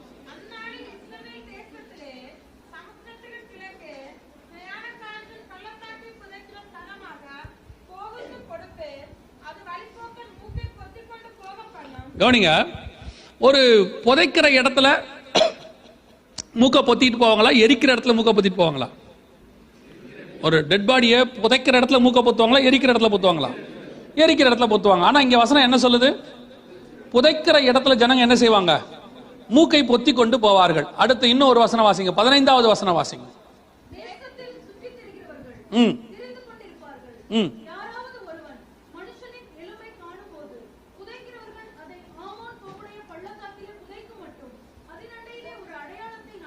நல்ல கவனிங்க. ஒரு 7 மாசம் புதைக்கிறவங்க அலைஞ்சிட்டே இருப்பாங்களா. அதுக்கு முந்தின வசனம் 14ஆம் வசனத்துல இருக்கு. 7 மாத அளவு என்ன செய்வாங்களாம், புதைக்கிறவங்க அலைஞ்சிட்டே இருப்பாங்களாம். அந்த 7 மாசத்துல ஒரு எலும்பை பார்த்தா கூட, ஒரு மனுஷனுடைய எலும்பை பார்த்தா கூட என்ன செய்வாங்களாம், அது மேல ஒரு சின்ன மார்க் போடுவாங்களாம். மார்க் போட்டுட்டு அதை புதைக்கிற வரைக்கும் என்ன பண்ணுவாங்களாம், மானிட்டர் பண்ணுவாங்களாம். புதைச்சாச்சா அப்படின்னு மானிட்டர் பண்ணுவாங்களாம். புதைக்கிறவன் என்ன பண்ணுவானா, மூக்க பொத்திக்கிட்டு இருப்பானா. இந்த கான்செப்ட் எதுக்குரியது தெரியுமா? ஒரு எலும்பை கூட புதைக்கும் போது மார்க் பண்ணி வச்சிருப்பாங்க. ஒரு எலும்பு கூட மிஸ் ஆயிடக்கூடாது, எரிக்க கூடாது, எல்லாத்தையும் என்ன செய்யணும், புதைக்கணும். இது எதோட கான்செப்ட் நினைக்கிறீங்க அப்படின்னு கேட்டா, சமீபத்தில் ஃபுகுஷிமா அப்படிங்கிற இடத்துல ஜப்பான்ல ஒரு மிகப்பெரியதான சுனாமியில நியூக்ளியர் பிளான்ட் ஒன்று இதாயிருச்சு, டேமேஜ் ஆயிருச்சு. அதுல இருந்து நியூக்ளியர் கதிர்வீச்சுகள் எல்லாம் வெளியே வந்து உலகம் ஃபுல்லா பரவ ஆரம்பிச்சது. அந்த காலகட்டத்தில் நீங்க கவனிச்சீங்கன்னா, அப்ப இருந்தவங்க எல்லாருமே இது மாதிரியான மாஸ்க் தான் போட்டுக்கிட்டு இருந்தாங்க. இது வந்து ஃபுகுஷிமால இருந்தது.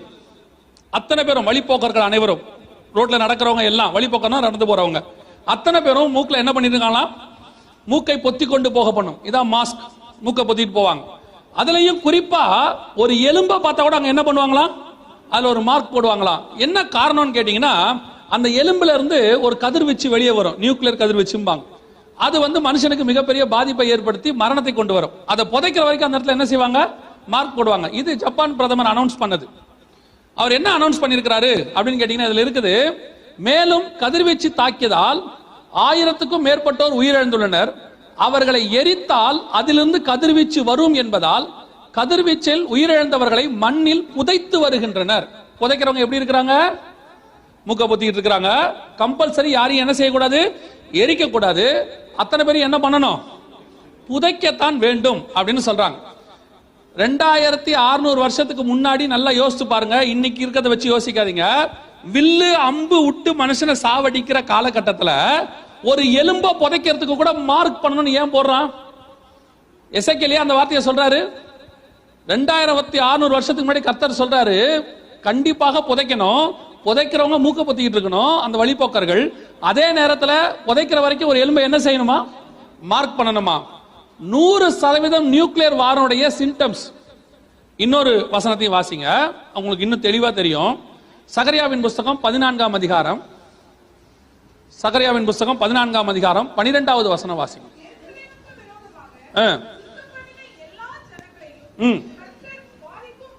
கர்த்தர் வாதிக்கும் வாதையாவது, நல்ல கவனிங்க, அவர்கள் காலூன்றி நிற்கையில் அவருடைய சதை அழிந்து போகும், அவர்கள் தங்கள் கண்கள் குழியிலேயே கெட்டு போகும். இது எப்படி நடக்கும்? அவர்கள் காலூன்றி நிற்கையில் சதை அழுகி போகும், கண்கள் குழியிலேயே கெட்டு போகும், அவர்கள் நாவு வாயிலேயே அழுகி போகும். இங்க வரத்துக்கு முன்னாடி போன வாரம் இன்னொரு நாட்டில் ஊழியத்துக்கு போயிருந்தோம், புரூனே நாட்டுக்கு. அங்க போயிருந்த போது அங்கே ஒருத்தரோட உட்கார்ந்து சில காரியங்கள் பேச வேண்டிய வாய்ப்பு வந்துச்சு. அப்ப இந்த வேத பகுதியை எடுத்து பேசிக்கிட்டு இருக்கும் போது, அவர் யாருன்னு கேட்டீங்கன்னா, ரேடியேஷன்ல இருக்கக்கூடியதான அந்த இதுல ஒர்க் பண்ணக்கூடியவர், அந்த அரசாங்கத்தில் டிபார்ட்மெண்ட்ல இருக்கிறவர். இந்த வசனத்தை படிக்கும் போது அப்பதான் அவருக்கே தெரியுது. அவர் சொன்னாரு, இதுதான் நியூக்ளியர் சிம்டம்ஸ். நியூக்ளியர்னு வரக்கூடிய ரேடியேஷனுடைய சிம்டம் என்னன்னா, கண்கள் குழியில என்ன செய்யுமா, சதை வந்து அப்படியே அழுகி போயிருமா. அவர்கள் உயிரோடு இருக்கும் போதே இதெல்லாம் நடக்குமா. அப்படியே ஹிரோஷிமா நகசாக்கில குண்டு போட்டாங்க இல்லையா, எப்படி நடந்தது? அது நியூக்ளியர் கிடையாது, அது அட்டாமிக், அது அணு. இது அதை விட பவர்ஃபுல் நியூக்ளியர். அப்போ அவர் சொல்றாரு, இந்த வசனத்துக்கான இவ்வளவு பெரிய டீடைலான விளக்கம், நியூக்ளியர் வாருக்கான விளக்கம் இருக்கிறத நான் இன்னைக்கு தான் பாக்குறேன் போன வாரம் அவர் சொல்லும் போது. அப்ப அவர்கிட்ட உட்கார்ந்து பேசிக்கிட்டு இருக்கும் போது தான் தெரிஞ்சிச்சு, கதிர்வீச்சு ரேடியேஷன் வெளியே வரும்போது ஒரு மனுஷனுடைய சதை என்ன செய்யாதான், தாங்காது. அதனால என்ன செய்யுமா, அந்த இடத்துலயே அழுகி போகுமா, நாவு குழியிலேயே கெட்டு போகும். இந்த தீர்க்க தரிசனத்தினுடைய ரியாக்ஷன் எதுன்னு கேட்டா, ரேடியேஷன் ஃப்ரம் நியூக்ளியர். அவர் சொன்னது போன வாரம் எனக்கு சொல்லி கொடுத்தது. அப்ப நான் என்ன சொல்றேன், இதெல்லாம் இன்னைக்கு இல்ல, 2600 வருஷத்துக்கு முன்னாடி பைபிள்ல இருக்கு. இன்னைக்கு உள்ளவங்க என்ன கேக்குறாங்க? ஓ, இவ்வளவு மாடர்ன் டெக்னாலஜி வளர்ந்துருச்சு, இந்த காலத்துல போய் பைபிள் பைபிள்ன்றீங்களே. இன்னைக்கு உள்ள மாடர்ன் டெக்னாலஜி இல்ல, இதுக்கப்புறம் வரக்கூடிய குண்டுகளை பத்தியும் இதுக்கப்புறம் வரக்கூடிய ஏவுகணைகளை பத்தியும் பைபிள்ல இருக்கு. இன்னும் வரப்போறது எல்லாமே இருக்கு. 9ஆம் அதிகாரம் வெளிப்படுத்தின விசேஷம் 9ஆம் அதிகாரத்துல ஆண்டவர் ஒரு வெட்டுக்கிளியை பத்தி சொல்றார். நீங்க கவனிச்சிருப்பீங்கன்னு நினைக்கிறேன்.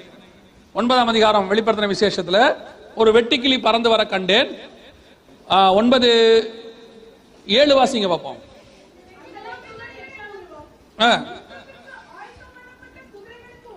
குதிரைகளுக்கு ஒப்பாக இருந்தது.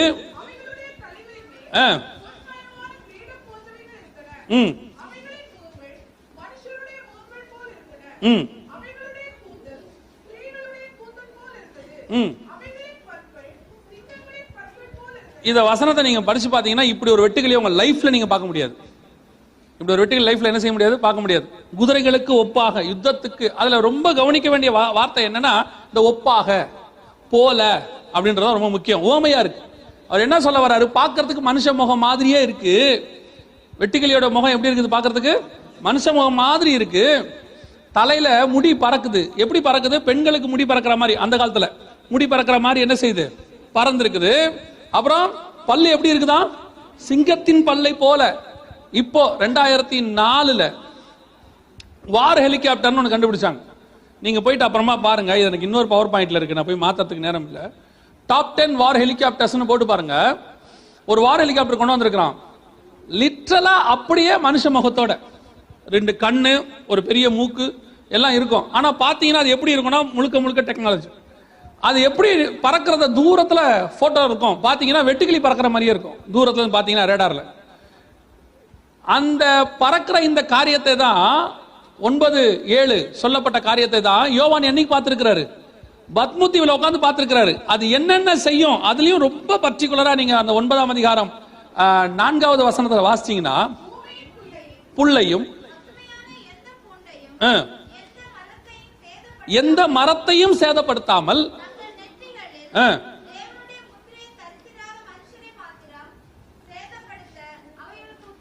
மரம் செடி கொடி எதையுமே சேதப்படுத்தாம மனுஷனை மட்டும் சேதப்படுத்துமா. என்னன்னு கேட்டீங்கன்னா, நீங்க ஒருவேளை நிறைய பேர் செய்தி எழுதுறீங்க, முடிஞ்சா நீங்க போய் இதெல்லாம் போய் பாருங்க. நான் சொல்றதெல்லாம் 863 நானோ டெக்னாலஜின்னு பேரு. ஒரு குண்டு சைனா கண்டுபிடிச்சிருக்கு. அந்த குண்டோடைய ஸ்பெஷாலிட்டி என்னன்னா, ஒரு ஏரியால கொண்டு போய் போட்டீங்கன்னா அதுல இருந்து கதிர்வீச்சு வரும். மரம் செடி கொடி எதுவுமே எரியாது அந்த குண்டுல. அதை சுவாசிக்கிற மனுஷன் மட்டும் செத்து போவான். அதுவும் சாக மாட்டான். அவனுக்கு பயாலஜிக்கல் வெப்பன் அதுக்கு பேரு. அது என்ன செய்யும்? சுவாசிக்கிறவனோட லங்ஸை பாதிக்கும். லங்ஸை பாதிச்சு ரத்த வாந்தி எடுக்க வைக்கும். கொஞ்சம் கொஞ்சமா அவன் வாழ்க்கை என்ன செய்யும்? முடிஞ்சு போகும். 863 நானோ டெக்னாலஜின்னு பேர் அதற்கு. ரஷ்யா சைனா கண்டுபிடிச்சிருக்கிற குண்டு. அந்த குண்டை இந்த ஹெலிகாப்டர்ல வச்சாங்கன்னா 9ஆம் அதிகாரம் வெளிப்படுத்தின விசேஷம் மிக துல்லியமாய் நிறைவேறும். இன்னைக்கு ஆண்டவர் சொல்லி இருக்கிறது இல்ல, இன்னைக்கு கண்டுபிடிச்சிருக்கிற இந்த கண்டுபிடிப்புகள் எல்லாமே ஆண்டவர் சொல்லி இருக்கிறாரு முன்பாகவே. இன்னைக்கு இப்போ அந்த எசேக்கியேல் 38ஆம் அதிகாரத்தில் சொல்லப்பட்டிருக்கிற யூஸ் பண்ண போற மிக முக்கியமான ஆயுதங்கள்ல ஒண்ணு இங்க இருக்கு பாருங்க. இது அமெரிக்கா கண்டுபிடிச்சிருக்கிற குண்டு.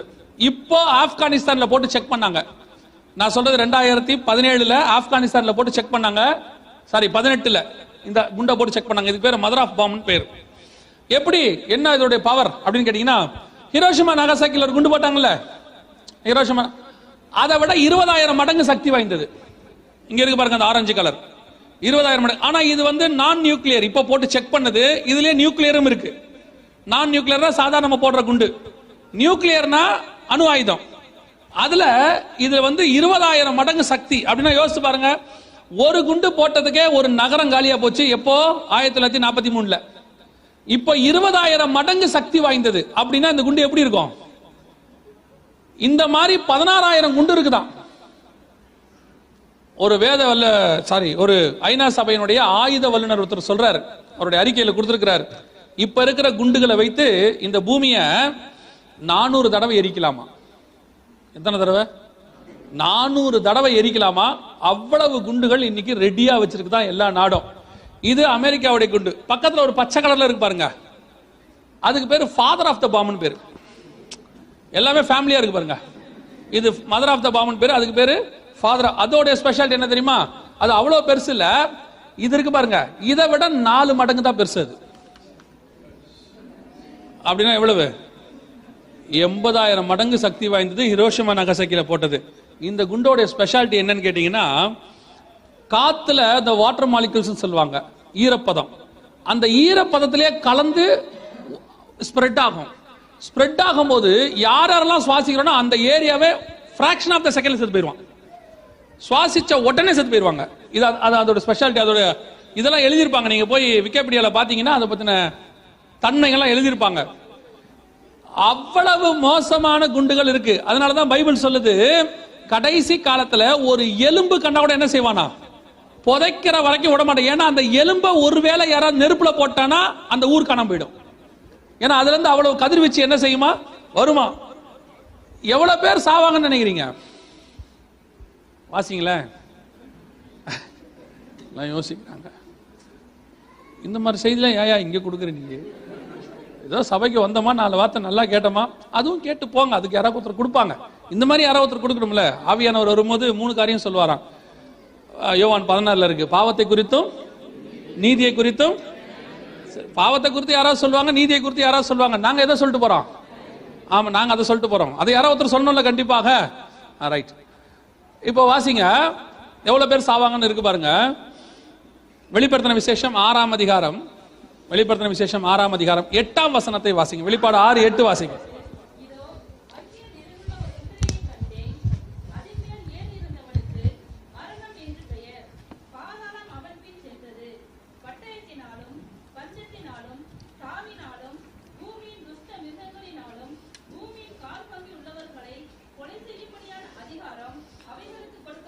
வருகைக்கு முன்னாடி நடக்கணும். இது 6ஆம் அதிகாரம் 8ஆம் வசனம் வருகைக்கு முன்னாடி நடக்கிறது. எவ்வளவு பேர் சாகணுமா? பூமியில் உள்ளவர்களில் இன்னைக்கு கணக்கு எவ்வளவு நினைக்கிறீங்க? 200 கோடி பேர் சாகணும். பைபிள் தான் சொல்லியிருக்கு, நம்ம சொல்லல. இன்னைக்கு இருக்கிற குண்டும் அப்படித்தான் இருக்கு. நீங்க என்ன நினைப்பீங்கன்னா, குண்டு போட்டா இவ்வளவு பேர் சாவாங்களான்னு. நான் என்ன சொல்லுவேன்னா, இவ்வளவு பேர் சாவணுன்றதுக்கு தான் குண்டே கண்டுபிடிச்சிருக்கேன்.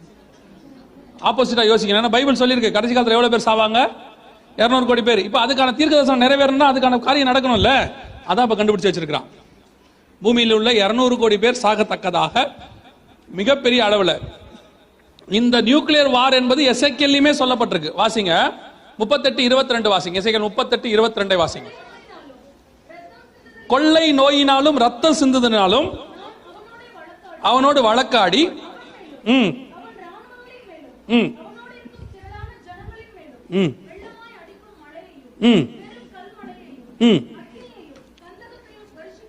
அதற்கு பாருங்க, அக்கினியையும் கந்தகத்தையும் வர்ஷிக்க பண்ணுவேன். கொள்ளை நோயினாலும் ரத்தம் சிந்தினாலும் அவனோடு கூட என்ன செய்ய போறேன்?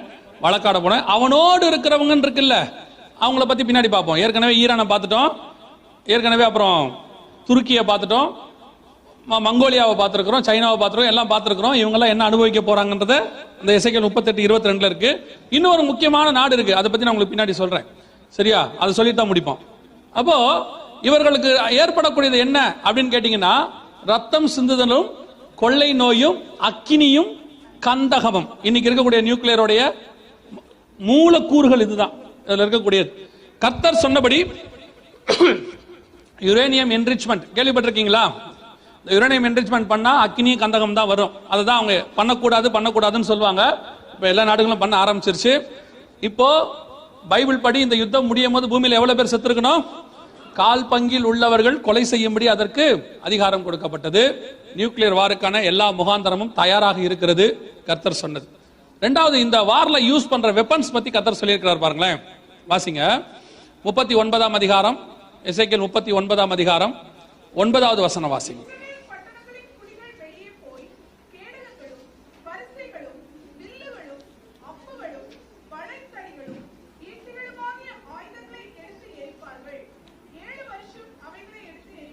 இந்த 7 வருஷம் எரிப்பார்கள் இருக்குல்ல, ஈட்டிகளும் அம்புகளும் வளைத்தடிகளும் இதெல்லாம் பார்த்தோம்னா அந்த காலத்தினுடைய வெப்பன்ஸ். அந்த காலத்து வெப்பன் கட்டையில செஞ்சிருப்பாங்க, இரும்புல செஞ்சிருப்பாங்க, எரிக்கலாம் வாய்ப்பு இருக்குது. ஆனா இந்த காலத்துல எப்படி எரிப்பாங்க? இந்த கொஸ்டின் வந்து நம்ம கேட்டதில்ல. வேதத்துக்கு விரோதமா பேசுறவங்க இந்த யுத்தத்தை பத்தி ஆராய்ச்சி பண்ணி எழுதும் போது இது எப்படி நடக்கும், எப்படி வாய்ப்பு இருக்குது அப்படின்னு சொல்லி நிறைய கொஸ்டின்ஸ் எழுப்பியிருந்தாங்க. ஆனா எல்லாத்துக்கும் பதில் சொல்ற மாதிரி 2000 அதற்கான ஒரு முடிவு ஒண்ணு வந்துச்சு. என்னன்னு கேட்டா, ரஷ்யாவுடைய வெப்பன்ஸ், கடைசி காலத்துல ரஷ்யாவுடைய வெப்பன்ஸ் எதுல தயாரிக்கிறாங்கன்றத ரஷ்யா அரசாங்கம் வெளியிட்டு இருக்கு. எதுல தயாரிக்கிறாங்கன்னா அதுக்கு பேரு லிக்னோஸ்டோன் அப்படின்னு பேர்.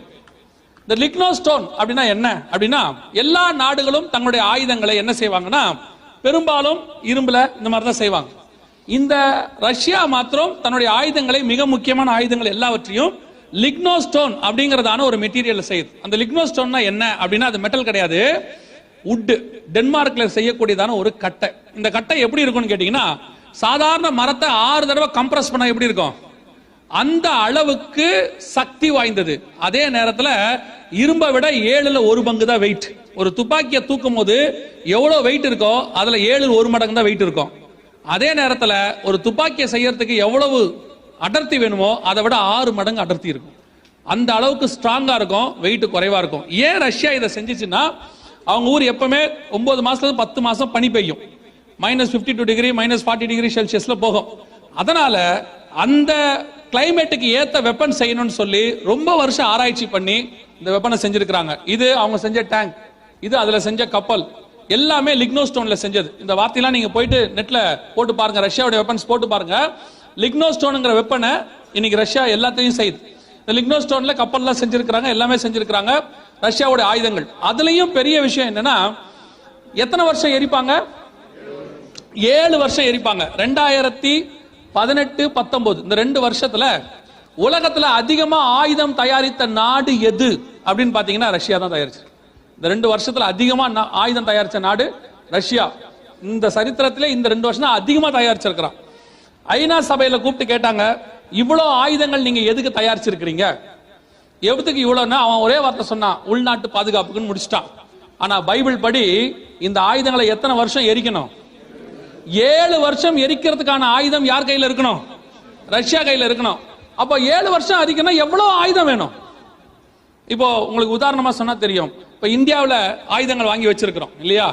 சமீபத்தில் ஒரு 6 மாசத்துக்கு முன்னாடி ஒரு ராணுவ அதிகாரி ஒருத்தர் பேட்டி கொடுத்தாரு. அந்த பேட்டியில் அவர் சொல்றாரு, இந்தியாவுடைய ஆயுதங்கள் 24 மணி நேரம் சண்டை போட்டு யுத்தம் வந்து சண்டை போட்டா இந்தியாவுடைய ஆயுதங்கள் 3 நாளைக்கு தான் வருமா. எத்தனை நாளைக்கு வரும்? 3 days அவர் சொன்னது. அப்ப 7 வருஷம் எரிக்கணும்னா எவ்வளவு ஆயுதம் வேணும்? அவ்வளவு ஆயுதத்தை இந்த வருஷம் ரஷ்யா தயாரித்து விட்டது. இது ஒரு சிம்டம், அடையாளம். என்னன்னா, இந்த ஆயுதங்களை இஸ்ரேல் எடுத்து என்ன செய்யணும்? எரிக்கணும். அதை விட இன்னும் மிக முக்கியமான விஷயம், இந்த நியூக்ளியர் வெப்பன்ஸ் சொல்றோம் இல்லையா, அணு ஆயுதங்கள். இந்த ஆயுதத்தில் இருக்கக்கூடியதான அணு உலைகளை எடுத்துக்கொண்டாலே முழுக்க முழுக்க அது எரிக்கும் தன்மை வாய்ந்தது. அதை வச்சுதான் நம்ம இப்ப என்ன செய்யறோம்? கூடங்குளம் அனல்மின் நிலையம், அணுமின் நிலையம் எல்லாமே செய்யறோமே. இதெல்லாம் எரிக்கிறதுக்கு என்ன வேணும்? அணு. அந்த அணுவுக்கு தேவையான எல்லாம் 7 வருஷம் எரிக்கிறதுக்கு தேவையான எல்லாமே எங்க இருக்கு? இப்ப ரஷ்யாவுடைய வெப்பன்ஸ்குள்ள இருக்கு. கர்த்தர் சொன்னபடி கடைசி காலத்துல எரிப்பதற்கான எல்லா வேலையும் செய்வதற்கு ரஷ்யா தயாராகி விட்டது. இப்ப நம்ம கண்ணுக்கு முன்னாடி எல்லாம் நடைபெற தொடங்கி விட்டது. இதுல மிக முக்கியமா இன்னொரு மிக முக்கியமான விஷயம், இதுல இந்தியாவுடைய நிலைமை என்ன, இந்தியா என்ன செய்ய போகுது அப்படின்னு கேட்டீங்கன்னா, அந்த ரஷ்யா கூட இருக்கிற நாடுகளோட நிலைமை என்னன்னு எசேக்கியேல் 38:22 இருக்கு பாருங்களேன். எசேக்கியேல் 38:22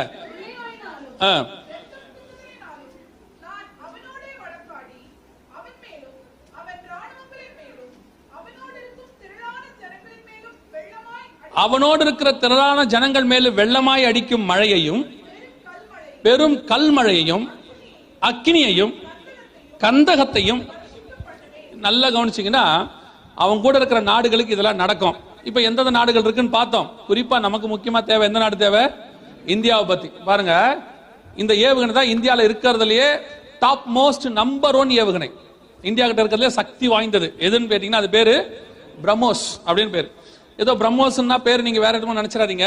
உண்மையான பேர், அதோட ஆக்சுவலா அர்த்தம் என்னன்னா BRAH பிரம் அப்படின்னு சொன்னா பிரம்மபுத்திரான்னு ஒரு நதி இருக்கு, அதோடைய பேர் தான் பிரம். MOS மாஸ்னா மாஸ்கோ, அது ரெண்டும் சேர்ந்து அதான் மேசாக் நம்ம சொல்றோமே. இந்த பக்கம் இருக்கிறது இந்தியா கொடி, இந்த பக்கம் இருக்கிறது ரஷ்யா கொடி. இது ரெண்டும் சேர்ந்து இந்திய ரஷ்ய கூட்டு தயாரிப்பு. இதுதான் இந்தியாவில் இருக்கிறதுலே டாப் மோஸ்ட். இந்தியாவுக்கும் ரஷ்யாவுக்கும் ஒரு உறவு இருக்கு. 1971 ஒரு சைன் பண்ணிருக்காங்க. அந்த சைன் படி உலக யுத்தம் ஒன்று வருமானால் அதுல இந்தியா யாரோட போனோம்? ரஷ்யா கூட போகணும்னு அப்ப இருக்கிற பிரதமர் சைன் பண்ணாங்க. 1991 அந்த ஒப்பந்தம் முடிஞ்சிருச்சு. 91 திருப்பி அந்த ஒப்பந்தத்தை புதுப்பிச்சு ரஷ்யா கூட தான் போகணும் என்பதை இன்னைய வரைக்கும் அந்த ஒப்பந்தம் எப்படி இருக்குது? ஆக்டிவேஷன்ல இருக்கு, ஆக்டிவா இருக்கு. அப்படின்னா என்ன அர்த்தம் அப்படின்னா, இந்தியாவுக்கும் ரஷ்யாவுக்கும், மன்னிக்கணும், ரஷ்யாவுக்கும் உலக யுத்தம் ஒன்று வருமானால் ரஷ்யாவுக்கு உதவியா தான் யார் போகணும்? இந்தியா போகணும். இந்தியா போனா என்ன நடக்கும்ன்றது எஸ்ஐகள் 38:22 இருக்கு. அதை பார்த்துக்குங்க. அதான் நடக்க போகுது. இல்ல பைபிள் படி அதான் நடக்கணும். சரி, இது எந்த அளவுக்கு உண்மை அப்படின்னு கேட்டீங்கன்னா, ரஷ்யாவுடைய உதவியோட தான் கூடங்குளத்தில் நம்ம என்ன பண்ணிருக்கிறோம்? அணுமின் நிலையம் கட்டியிருக்கிறோம். இந்த அணுமின் நிலையத்தினுடைய முழு பாதுகாப்பு பொறுப்பு யார் கையில் இருக்கு? ரஷ்யாவோட இருக்கு. அந்த இடம் சைட் வந்து ரஷ்யா கண்ட்ரோல்ல தான் இருக்கு. ரஷ்யா தான் பாதுகாப்பு கண்ட்ரோல்ல இருக்கு. அந்த இடத்தை அடிச்சா ரஷ்யாவுக்கு அடிச்சதாக அர்த்தம். ரெண்டாவது இங்க இருக்கு பாருங்க. இப்போ இது நான் சொல்றது இந்த மாசம் ஜூலை லாஸ்ட்ல ரஷ்யாவிடமிருந்து 37,000 கோடி ரூபாய்க்கு பாதுகாப்பு தளவாடம் வாங்கியிருக்கிறாங்க. 2020 ஆண்டுக்குள் தளவாடங்களை ரஷ்யா வழங்கும். அமெரிக்காவோட ஒரு ஒப்பந்தம் கூட இந்தியாவில் பண்ண முடியாது. ஆனா 36,000 கோடிக்கு வாங்கிட்டு இருக்கிறாங்க ஆயுதங்கள். ரஷ்யா கொடுத்திருக்குது, இன்னும் வாங்கிட்டு இருக்கிறாங்க. ரஷ்யாவும் இந்தியாவும் இணைந்து போகும். எப்பவுமே ரஷ்யாவும் இந்தியாவும் என்ன செய்யும்? இணைந்து போகும். அதே நேரத்தில் இந்தியாவுடைய கொள்கை என்னன்னு கேட்டீங்கன்னா, வெளியுறவு கொள்கை. இந்தியாவுடைய வெளியுறவு கொள்கை முழுக்க முழுக்க யாருக்கு அகைன்ஸ்ட் ஆனது அப்படின்னு கேட்டீங்கன்னா, இஸ்ரேலுக்கு அகைன்ஸ்ட் ஆனது. உங்களுக்கு தெரியும் நினைக்கிறேன், இந்த இந்தியா விடுதலை ஆகி இந்த 70 ஆண்டு காலத்துல இஸ்ரேலுக்கு போன ஒரே பிரதமர் இப்ப இருக்க பிரதமர் மட்டும்தான். அதுக்கு முன்னாடி ஒரு பிரதமர் கூட எங்க போனது கிடையாது, இஸ்ரேலுக்கு போனது இல்ல. ஏன்னா இந்தியாவுடைய கொள்கை இஸ்ரேலுக்கு அகைன்ஸ்ட், பாலஸ்தீனத்துக்கு ஆதரவான கொள்கை அவங்க எடுத்திருக்கிறாங்க. 1970களில் பாலஸ்தீனத்துக்கு ஆதரவாக இந்தியா எடுத்த ஒரு முடிவு தான், இந்தியாவில் இருந்த அத்தனை யூதர்களும் என்ன செய்யணும்? வெளியேறிடணும், இஸ்ரேலுக்கு போயிடணும். ஒரு யூதர்களோட எங்க இருக்கக்கூடாது? இந்தியாவில் இருக்கக்கூடாது. இந்த சட்டம் இந்தியா 1970 போடுது. ஆனா இப்படி ஒரு சட்டம் வரும்னு பைபிள் சொல்லுது. அந்த எசேக்கியேல் 38:39 வாசிங்க. 39:28 வாசிங்க. நான் தங்களில் ஒருவரையும் அங்கே அப்புறம் வைக்காமல்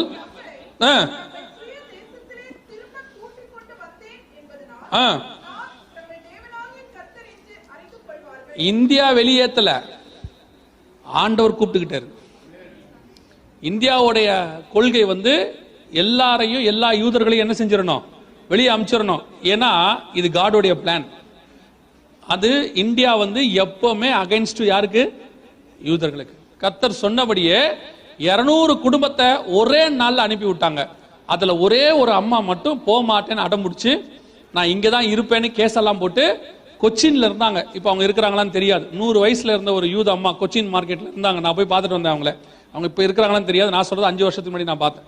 அப்ப நல்லா கவனிச்சுக்கொள்ளுங்க, இந்தியாவுடைய வெளியுறவு கொள்கை எப்படிப்பட்டது? Deadly against to Israel. ஆனா என்ன அதுல ஒரு பெரிய ஆச்சரியம்னா, இப்ப இருக்க கவர்மெண்ட் இருக்குல்ல, இந்தியன் கவர்மெண்ட், இப்ப இருக்க கட்சி, அது இஸ்ரேலுக்கு ஆதரவு. இப்ப நம்ம யார் பக்கம் நிக்கிறது? இஸ்ரேல் பக்கம் நிப்பீங்களா? இஸ்ரேலுக்கு ஆதரவா பக்கம் நிப்பீங்களா? இல்ல எப்படி நிப்பீங்க? உங்களுக்கு காங்கிரஸ்னா ரொம்ப இஷ்டம் இல்ல, உண்மை அதுதான் வச்சுக்கோங்களேன். இல்லாத மாதிரியே உட்காந்துருப்பீங்க. ஆக்சுவலா ஃபேக்டா தான். ஆனா அது பாலஸ்தீனத்துக்கு ஆதரவு, இஸ்ரேலுக்கு அகைன்ஸ்ட் இல்லையா? ஆனா பிஜேபி இஸ்ரேலுக்கு ஆதரவு. இப்ப என்ன பண்றது? அதுக்கு தான் நான் எப்பவும் சொல்லுவேன், இந்த உலக அரசியலுக்குள்ள நீங்க போகவே போகாதீங்க, பைத்தியம் பிடிச்சிரும். நம்ம அரசியல் பரலோகத்தில் இருக்கு. நம்முடைய ராஜா இயேசு கிறிஸ்து ஒருவர் மட்டுமே. உலக அரசியலுக்கும் சபைக்கு என்ன கிடையாது? சம்பந்தமே கிடையாது. இந்த நிலைய சபை எடுத்தா மட்டும்தான் சபை பரலோகத்துக்கு போகும். இந்த கடைசி காலத்துல சோரம் போகிறதுக்காக என்ன பண்ணிடுறாங்கன்னா, உலக அரசியல்ல யார் ஈடுபடுறது? சபை ஈடுபடுறது, கிறிஸ்தவர்கள் ஈடுபடுறாங்க, ஊழியக்காரங்களும் போறாங்க. இறங்கி நாம எல்லாரும் அதுக்காக ஜோம் பண்ணுவோம். 72 மணி நேரம் எதுக்கு ஜோம் பண்றோமோ அதுக்கு ஆப்போசிட் தான் நடக்குது இல்லையா? நம்ம எதுக்கு ஜோம் பண்றோமோ அதுக்கு அதுவும் ஆண்டவர் எப்படி கொடுக்கிறாருன்னா, நம்ம ஜோம் பண்ண அவனை மெஜாரிட்டியில கொண்டாரு. அப்பனா என்ன அர்த்தம்னா, நம்ம ஜெபத்தை அவர் கேட்க மாட்டாருன்னு அர்த்தம். உண்மை தானே? ஃபேக்டா தான், ஒத்துக்க மாட்டீங்க, ஆனா உண்மை தான். நம்ம ஜெபத்துக்கும் தேவ சித்தத்துக்கும் ஆப்போசிட்டா இருக்குன்னு அர்த்தம். நம்ம ஜெபம் தேவ சித்தத்துக்கு ஏற்ற மாதிரி இருந்தா மட்டும்தான் நடக்கும். நாம தேவ சித்தத்துக்கு அகைன்ஸ்டா என்ன பண்ணக்கூடாது? ஜெபம் பண்ணக்கூடாது. முதல்ல தேவ சித்தம்னா என்னன்னு நமக்கு தெரியணும்ல, அது நமக்கு தெரிஞ்சுக்க மாட்டோமே. நம்மளை பொறுத்த வரைக்கும் நம்மளுடைய பேங்க் பேலன்ஸை பாதுகாக்கிற மாதிரி ஒரு கவர்மெண்ட் இருந்தால் நல்லது. நம்ம ட்ரஸ்ட்ல கை வைக்காம இருக்கணும் இல்லையா? வரும், அப்படிதான் வரும். நான் எப்பவும் சொல்லுவேன், நாம கிறிஸ்துவுக்குள்ள உண்மையா இருந்தா பாபிலோனிலும் நம்மை உயர்த்த கர்த்தர் வல்லமையுள்ளவராக இருக்கிறார். நாம தப்பானவங்களா இருந்தா எருசலேமிலும் கர்த்தர் நொறுக்கிடுவார். நமக்கு நாடு முக்கியமே கிடையாது. எந்த நாட்டில் வேணாலும் இருக்கலாம். இந்த நாட்டிலையும் கர்த்தர் உங்களை உயர்த்துவாரு, இந்தியாலையும் கீழே அனுப்புவாரு, இந்தியாலையும் உயர்த்துவாரு, இங்கேயும் கீழே அனுப்புவாரு. கர்த்தரால் கூடாத காரியம் ஒன்றும் இல்லை. எகிப்துல வைத்து யோசேப்பை ராஜாவாக மாற்ற அவரால் முடியும். பாபிலோன் இருக்கிற நேபுகாத்நேச்சரை புல்லுமைய வைக்கவும் அவரால் முடியும். தேவனால் கூடாத காரியம் ஒன்றுமில்லை. கிறிஸ்தவர்கள், குறிப்பாக சபை, குறிப்பாக தேவ ஊழியர்கள் எந்த அரசியலிலும் ஈடுபடாதீங்க. நமக்கு ஒரே ஒரு ராஜா தான் உண்டு, அவர் ஆண்டவராகிய இயேசு கிறிஸ்து. வெளிப்படுத்தின விசேஷம் 1ஆம் அதிகாரம் 6ஆம் வசனம் சொல்லுது, பூமியின் ராஜாக்களுக்கு அவர் யாரா இருக்கிறாரு? அதிபதியாக இருக்கிறார். என்னைக்கு சபை இந்த விஷனை விட்டுட்டு உலக விஷனுக்கு நேரா திரும்பிச்சு, இயேசு தெளிவா சொல்றாரு, என்னுடைய ராஜ்யம் இந்த பூமிக்குரியது. உடனே எல்லாரும் சொல்றாங்க, ஆண்டவர் தானே தேசத்தின் சேமத்துக்காக ஜெபம் பண்ண சொன்னாரு. ஆண்டவர் தேசத்தின் சேமத்துக்கு தான் ஜெபம் பண்ண சொன்னாரு, தேசத்தின் ராஜாவுக்கு ஜெபம் பண்ண சொல்ல. ஏன்னா ராஜாக்களை தள்ளி ராஜாக்களை உருவாக்குறது யார் வேலை? அவர் வேலை. அவருடைய அப்பாயின்மெண்ட் ஆர்டர் நீங்க வாங்காதீங்க. அவர் யார் அப்பாயின்ட் பண்றாரோ பண்ணிட்டு போட்டோம், எவன் வேணா வரட்டும். தேவ ஜனங்களுக்கு கையை உயர்த்தினா கர்த்தர் கையை உடைப்பார். தேவ ஜனங்களுக்கு விரோதமாக ஒரு அரசாங்கம் உலகத்துல வாழ்ந்ததாக சரித்திரமே கிடையாது. இப்ப நான் சொல்லல, பார்வோன் காலத்துல இருந்து அதான் நடந்துகிட்டு இருக்கு. பார்வோனுக்கே அதுதானா இவங்கெல்லாம் எம்மாத்திரம் இல்லையா? அவ்வளோ ரதம் வச்சிருந்த பார்வோனுக்கே அம்மாத்திரம். இதெல்லாம் இருக்கிறதுல சும்மா. நீங்க தேவ ஜனங்கள் இதெல்லாம் போய் என்ன செய்யாதீங்க, ஈடுபடாதீங்க. நமக்கு அதுக்கும் எந்த விதமான சம்பந்தம் இல்லை. ஓட்டு போடணும்னா போய் போடுங்க, ஒரு தப்பும் இல்லை. உங்களுக்கு மட்டும் போட்டுட்டு வந்துருங்க, அவ்வளவுதான். மற்றபடி உங்களுக்கு அதுக்கு என்ன செய்யக்கூடாது. அதனுடைய விளைவு தான் நான் சொல்றேன். கடைசி காலத்துல இந்திய அரசாங்கம் யார் பக்கம் போவோம் யார் பக்கம் போகக்கூடாதுன்னு தெரியாது. ஆனா ஒண்ணு மட்டும் நிஜம், இஸ்ரேலுக்கு எதிராக போகாமல் இருப்பது நல்லது. இஸ்ரேலுக்கு எதிராக போனால் 38ஆம் அதிகாரம் 22வது வசனத்துல கர்த்தர் சொன்னது நடக்கும். உங்களுக்கு இந்தியாவுடைய இன்னைக்கு சிச்சுவேஷன் தெரியுமான்னு எனக்கு தெரியல. இந்தியாவுடைய ஒரு பக்கம் சைனாவுடைய ஆர்மி நிக்குது, இன்னொரு பக்கம் பாகிஸ்தான் ஆர்மி நிக்குது. உடனே நீங்க நினைப்பீங்க, நாகர்கோயில்காரங்களாம் நினைப்பாங்க, கன்னியாகுமரி சேஃபா இருக்கு, நம்ம என்ன செஞ்சிடலாம். இந்த பக்கம் தான் நமக்கு பிரச்சனை, பாகிஸ்தான் சீனாலாம். நம்ம எங்க போயிடுவோம்? நாகர்கோயில் பக்கம் போயிட்டோம்னா நாங்க தான் அப்பயே சொன்னோம்லா நாகர்கோயில் எவ்வளவு சேஃப்னு அப்படின்னு. நீங்க இல்ல சொல்ல வாய்ப்பு இருக்குன்னு வச்சுங்களேன். நீங்க யாரும் தப்பா பேசாதீங்க, நான் கன்னியாகுமரி ரொம்ப இஷ்டம் எனக்கு. நான் அந்த ஊருக்காரன் இல்லை, ஆனா ரொம்ப இஷ்டம் எனக்கு. கவனிங்க, எதுக்கு இதை சொல்ல வந்தேன்னா, ஸ்ரீலங்காவுடைய திரிகோணமலை துறைமுகத்தை சைனா 99 வருஷத்துக்கு குத்தகைக்கு எடுத்திருக்கு. 10 நிமிஷம் ஃபர்ஸ்ட் கன்னியாகுமரி தான். நிஜம், 10 நிமிஷம் தான். சைனாவுடைய கப்பல் இப்ப அங்க இருக்கு. இன்னைக்கு நிலைமைக்கு அதனால தான் சென்ட்ரல் கவர்மெண்ட் என்ன செய்யுதுன்னா, கன்னியாகுமரி பக்கம் ராணுவ தளவாடத்தை கொண்டு வந்து நிறுத்தணும்னு இடம் ஒன்று செலக்ட் பண்ணி எல்லாம் பண்ணியிருக்காங்க. நம்ம ஆட்களுக்கு ஒத்துக்க மாட்டேங்கிறாங்க. நீங்க ஒத்துக்கிட்டாலும் ஒத்துக்காவிட்டாலும் உத தான், அதை மாற்றவே முடியாது. உங்களுக்கு தெரியும் தானே, செகண்ட் வேர்ல்டு வார்ல பாதிக்கப்பட்ட ஒரே சிட்டி சென்னை மட்டும்தான். எம்டனுங்கிற பிரான்ஸ் கப்பல் அடிச்சது. அந்த பொறுப்பை இந்த வாட்டி நாங்கள் இந்த பக்கம் கொடுத்துட்டோம், சவுத் சைடுக்கு. அதனால என்னாச்சு? ஏன் முடிக்க சொல்றீங்களா? சரி, ரைட். கவனிங்க, இப்போ இந்தியாவுடைய நிலைமை இந்த நிலைமையில் தான் இருக்கு. சரி, கடைசியா ஒரு பாயிண்ட் மாத்திரம் நான் சொல்லிட்டு முடிக்கிறேன். இதற்கும் திருச்சபைக்கும் என்ன சம்பந்தம்? என்ன நடக்க போகுது? இந்த யுத்தத்துக்கும் திருச்சபைக்கும் என்ன சம்பந்தம்? அதை மாத்திரம் சொல்லிட்டு நம்ம ஜெபம் முடிக்க போகிறோம் 2ஆம் நாள் கூட்டத்தை. கவனிங்க, இது முதலாம் உலக யுத்தம் முடிவடையும் போது நடந்த ஒரு ஸ்டாட்டிஸ்டிக்ஸ், ஒரு காரியங்கள் கொடுத்திருக்கிறாங்க. என்ன அப்படின்னு கேட்டீங்கன்னா, இங்க இருக்கு பாருங்க, கில்ட் அண்ட் டைட், கொல்லப்பட்டு செத்தவர்களுடைய லிஸ்ட். எந்தெந்த நாட்டில் எவ்வளவு பேர் செத்தாங்க? ரஷ்யால 17 லட்சம் பேர், பிரிட்டிஷ் எம்பையர்ல 9 லட்சம் பேர், இப்படி செத்ததெல்லாம் கணக்கு இருக்கு. இது wounded, அடிப்பட்டவங்க லிஸ்ட். இங்க ஒரு லிஸ்ட் இருக்கு பாருங்க, இதான் ரொம்ப முக்கியம். Missing list. முதலாம் உலக யுத்தத்துல காணாமல் போனவர்கள் ஒரு குரூப் இருக்கு. காணாமல் போனதுன்னா என்ன அப்படின்னு கேட்டீங்கன்னா, இவங்களுடைய பாடி கிடைக்கல, செத்ததுக்கான எந்த அடையாளமும் கிடைக்கல, உயிரோட இருக்கிறதுக்கும் எந்த அடையாளம் இல்ல. உயிரோட இருக்கிறாங்கன்னா ஏதாவது ஒரு இடத்துல தெரியணும், செத்து போயிருந்தா அவங்களுடைய பாடியோ அவங்களுடைய உடைமைகளோ கிடைச்சிருக்கணும், எதுவுமே கிடைக்கல. இவங்களை பத்தின எந்த விதமான ஒரு தகவலும் இல்லை. அதனால இதுக்கு பேர் என்னது? Missing list. இதே மாதிரி செகண்ட் வேர்ல்டு வார், இதுலயும் செத்து போனவங்க அடிப்பட்டவங்க லிஸ்ட் எல்லாம் இருக்கு. அதே மாதிரி காணாமல் போனவங்க லிஸ்ட்னு ஒன்று இருக்கு. எந்தெந்த நாட்டில் எவ்வளவு பேர் காணாம போனாங்க இந்த கணக்கு பாத்தீங்கன்னா, முதலாம் உலக யுத்தத்துல கிட்டத்தட்ட 3,74,00,000 பேரை காணும். சாரி மன்னிக்கணும், 77 லட்சம் பேரை காணும். இரண்டாம் உலக யுத்தத்துல ஒரு 59 லட்சம் பேரை காணும். நேதாஜி சுபாஷ் சந்திர போஸ் கேள்விப்பட்டிருக்கீங்களா? போன வருஷம் வரைக்கும் அவர் காணாமல் போன லிஸ்ட்ல தான் இருந்தாரு. இப்ப இந்த கவர்மெண்ட் வந்த பிறகுதான் அவரு இறந்துட்டாருன்னு டிக்ளேர் பண்ணாங்க. அது வரைக்கும் அவர் என்ன லிஸ்ட்ல இருந்தாரு? காணாமல் போயிட்டாருன்னா அவரை பத்தின எந்த இன்ஃபர்மேஷனும் கிடைக்கல. இப்போ மூன்றாம் உலக யுத்தம் நடக்கும்போது கர்த்தருடைய வருகை சம்பவிக்குமானால் உங்களை என்னையும் உலகம் எந்த லிஸ்ட்ல வைக்கும்? காணாமல் போன லிஸ்ட்ல வைக்கும். ஏன்னா நிறைய பேர் எப்படி சொல்றாங்கன்னா, இந்த ரகசிய வருகை வரும்போது உலகமே அல்லோகலப்படும், நிறைய பேரை காணும்னு சொல்லி டிவில போடுவாங்க. அப்படிலாம் வராது, நல்லா தெரிஞ்சுக்கொள்ளுங்க. அந்த மாதிரிலாம் என்ன செய்யாது? வராது. ஏன் வராது அப்படின்னா, வருகை வந்துருச்சுன்னு உலகத்துக்கு தெரிஞ்சா அதுக்கப்புறம் அந்தி கிறிஸ்து இவன் தான் உலகத்துக்கு என்ன செஞ்சிடும்? மக்கள் ரெடி ஆயிருவாங்க. அன்னில இருந்து 7 வருஷம் தானே பாத்துக்கலாம், ரெடி ஆயிருவாங்க. வசனம் தெளிவா சொல்லுது, கர்த்தருடைய நாள் எப்படி இருக்குமா? இரவிலே திருடன் வருகிற விதமாய் வரும், மணவாளன் நினையாத நாளிகையிலே வருவார் அப்படின்னு இருக்கு. அப்ப கர்த்தருடைய வருகை சம்பவிக்கிறது உலகத்துக்கு என்ன செய்யாது? தெரியாது. வந்துட்டு போய் கொஞ்ச நாளைக்கு பிறகுதான். இன்னும் கொஞ்சம் நல்லா கவனிச்சீங்கன்னா, வரப்போற அந்தி கிறிஸ்து அவங்க என்ன நினைக்கிறாங்க? மேசியான்னு நினைக்கிறாங்க. அப்படின்னா கர்த்தருடைய வருகை வரது கண்டிப்பா உலகத்துக்கு என்ன செய்யாது.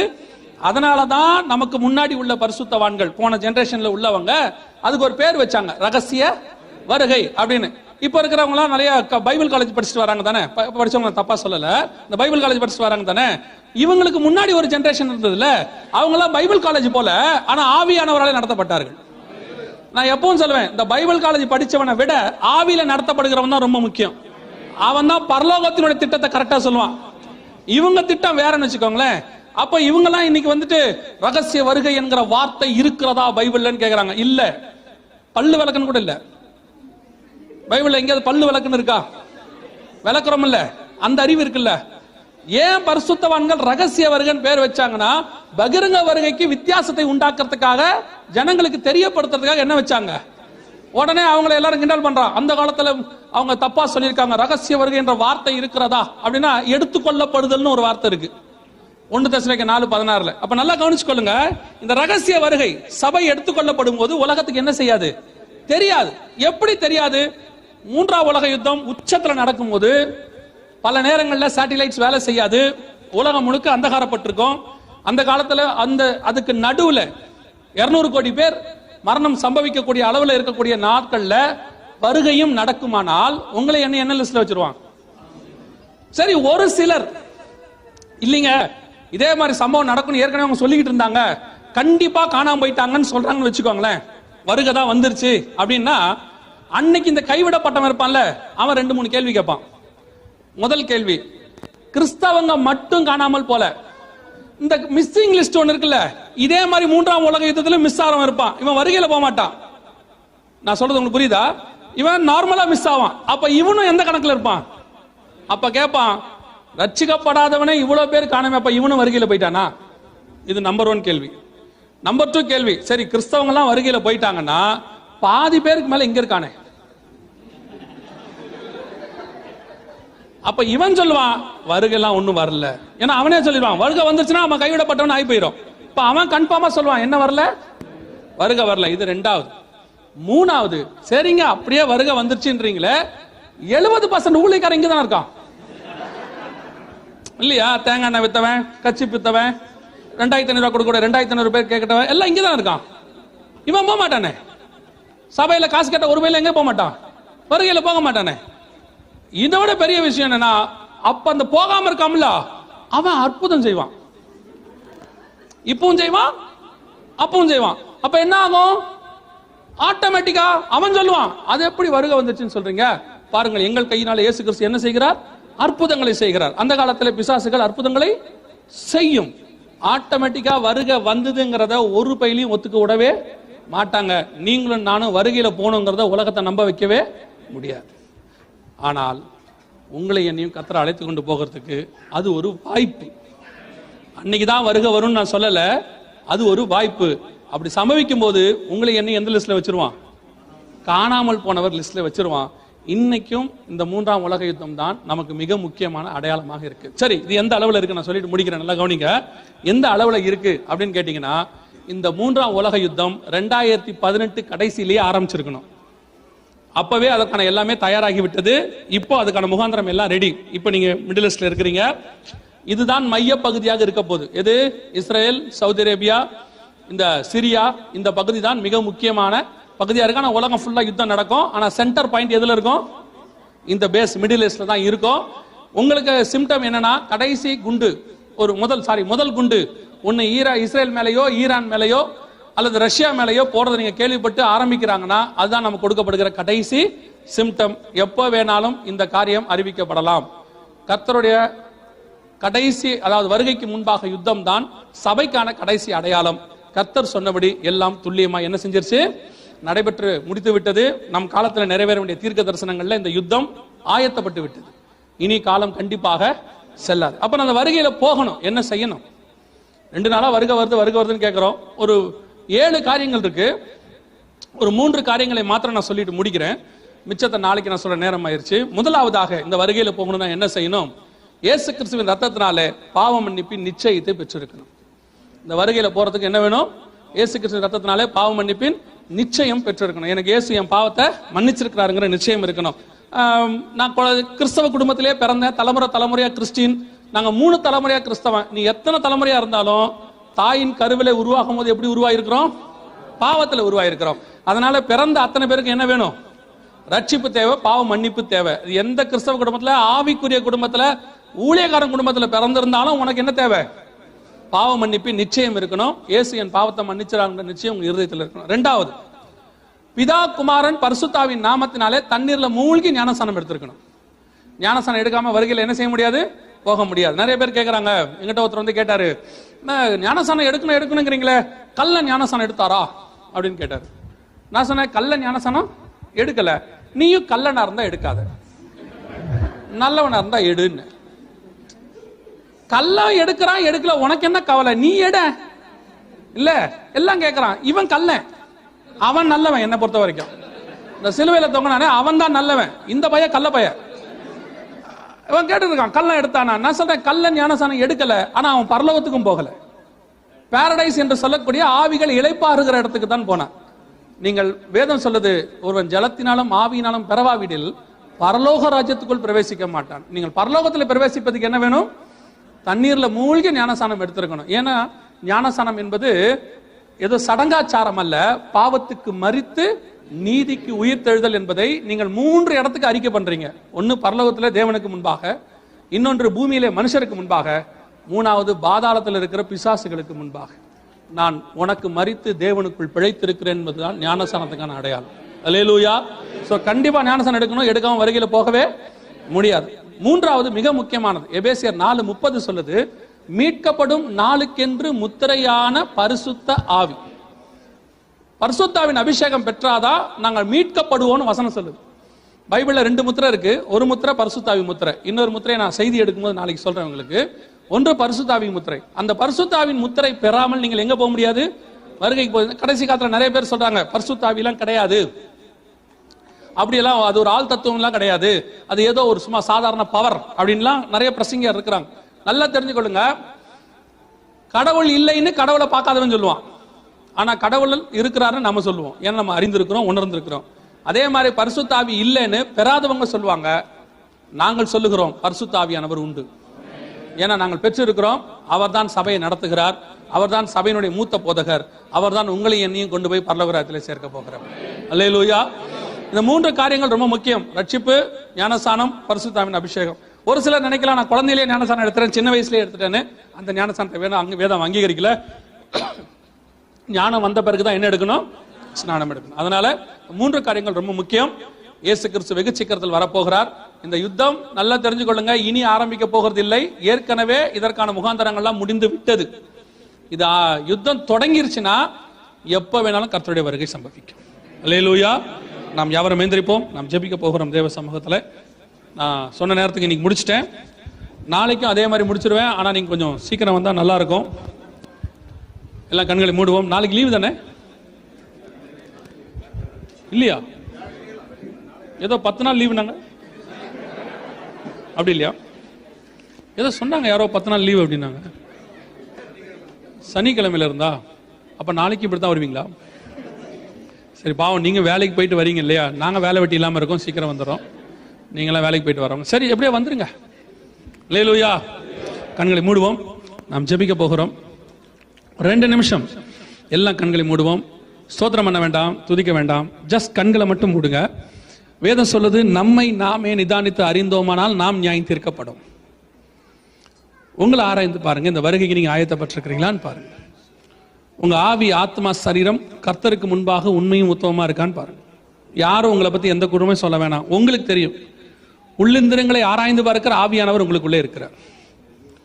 உங்களுக்குள்ளே ஒரு மனசாட்சின்னு ஒன்று இருக்கு. அது ஆண்டவர் கொடுத்த தீபம். அதை வச்சு அந்த வெளிச்சத்தில் உங்களை ஆராய்ந்து பாருங்க. இந்த வருகைக்கு நீங்க போவீங்களா? நீங்க ஆராயும் போதே நான் ஒரு காரியத்தை கேட்க விரும்புறேன். எல்லா கண்களையும் மூடி இருப்போம். அத்தனை பேரும். நான் இன்னும் தண்ணியில மூழ்கி ஞானஸ்நானம் எடுக்கல. இந்த 2 நாளும் நான் கர்த்தருடைய வருகையை பத்தி கேட்டுக்கிட்டே இருக்கிறேன். நான் இந்த வருகையில போகணும், நான் ஞானஸ்நானத்துக்கு என்ன ஒப்பு கொடுக்குறேன் அப்படி சொல்றவங்க இருந்தா உங்க வலது கரத்தை உயர்த்துங்க. ஞானஸ்நானத்துக்கு ஒப்பு கொடுக்குறவங்க நாங்க உங்களுக்காக ஜெபிக்க போகிறோம். வேற யாராவது இருக்கிறீங்களா? மற்றவங்களை பத்திலாம் எல்லா கண்களும் மூடும். எல்லா கண்களும் மூடும். மற்றவங்களை பத்திலாம் கவலைப்படாதீங்க. இது உங்களுக்கும் தேவனுக்கும் உள்ளது. ஆண்டவர் தான் அதை பார்க்கிறார். அதனால உங்கள் நிமித்தம் பரலோகத்தில் மிகுந்த சந்தோஷம் உண்டு. 3 பேர் கை தூக்கி இருக்கிறாங்க. வேற யாராவது இருக்கிறீங்களா? நம்ம இவங்களுக்காக ஜெபிக்க போகிறோம். ஞானஸ்நானத்துக்கு ஒப்பு கொடுக்குறவங்க வலது கரத்தை மாத்திரம் உயர்த்துங்க. நான் உங்களுக்காக ஜெபிக்க போகிறேன். வேற யாராவது இருக்கிறீங்களா? சரி, இந்த 3 பேரும் முடிஞ்ச உடனே என் கூட இங்க இருக்கிற ஊழியக்காரங்களை வந்து பார்த்துட்டு போங்க. ஒருவேளை நீங்க எந்த சபையிலேருந்து யார் கூட்டு வந்தாங்கன்னு தெரியல, அவங்க உங்களை நடத்துவாங்க. எந்த சபைக்கும் போகாதவங்களா இருந்தா இங்க இருக்கிறவங்க நடத்துவாங்க. நீங்க முடிஞ்ச உடனே 3 பேரும் கண்டிப்பா இங்க வந்து முன்னாடி இருக்கிறவங்களை பார்த்துட்டு போங்க. கரங்களை கீழே போடுவோம், மறக்காம வந்து பார்த்துட்டு போங்க. மற்றபடி நாம இப்ப ஜெபிக்க போகிறோம். இந்த 2 நிமிஷம் உங்களை நீங்க ஆராய்ந்திருப்பீங்க. நீங்க வருகைக்கு போவீங்களா இல்லையான்னு உங்களுக்கு தெரிஞ்சிருக்கும்.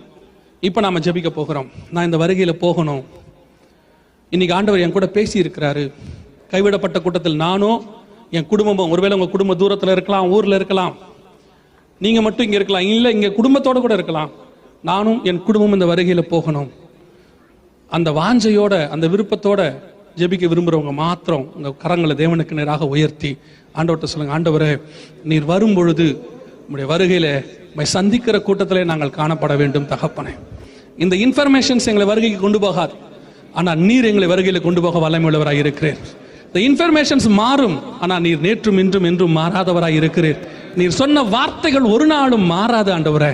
உம்முடைய வார்த்தைகள் நிறைவேறுகிறது என்று சொன்னால் நீர் வரப்போகிற என்கிற வார்த்தையும் நிறைவேற போகிறது. வாசப்படியில் நிற்கிற ஆண்டவர் எந்த நிமிஷம் நீர் உள்ளே வருவீர் என்று நாங்கள் அறிந்திருக்கிறோம் தகப்பனே. நீர் வரும்போது ஆயத்தப்பட்டவர்களாய் நிற்கிறவர்களை அழைத்து கொண்டு போக போகிறீர்.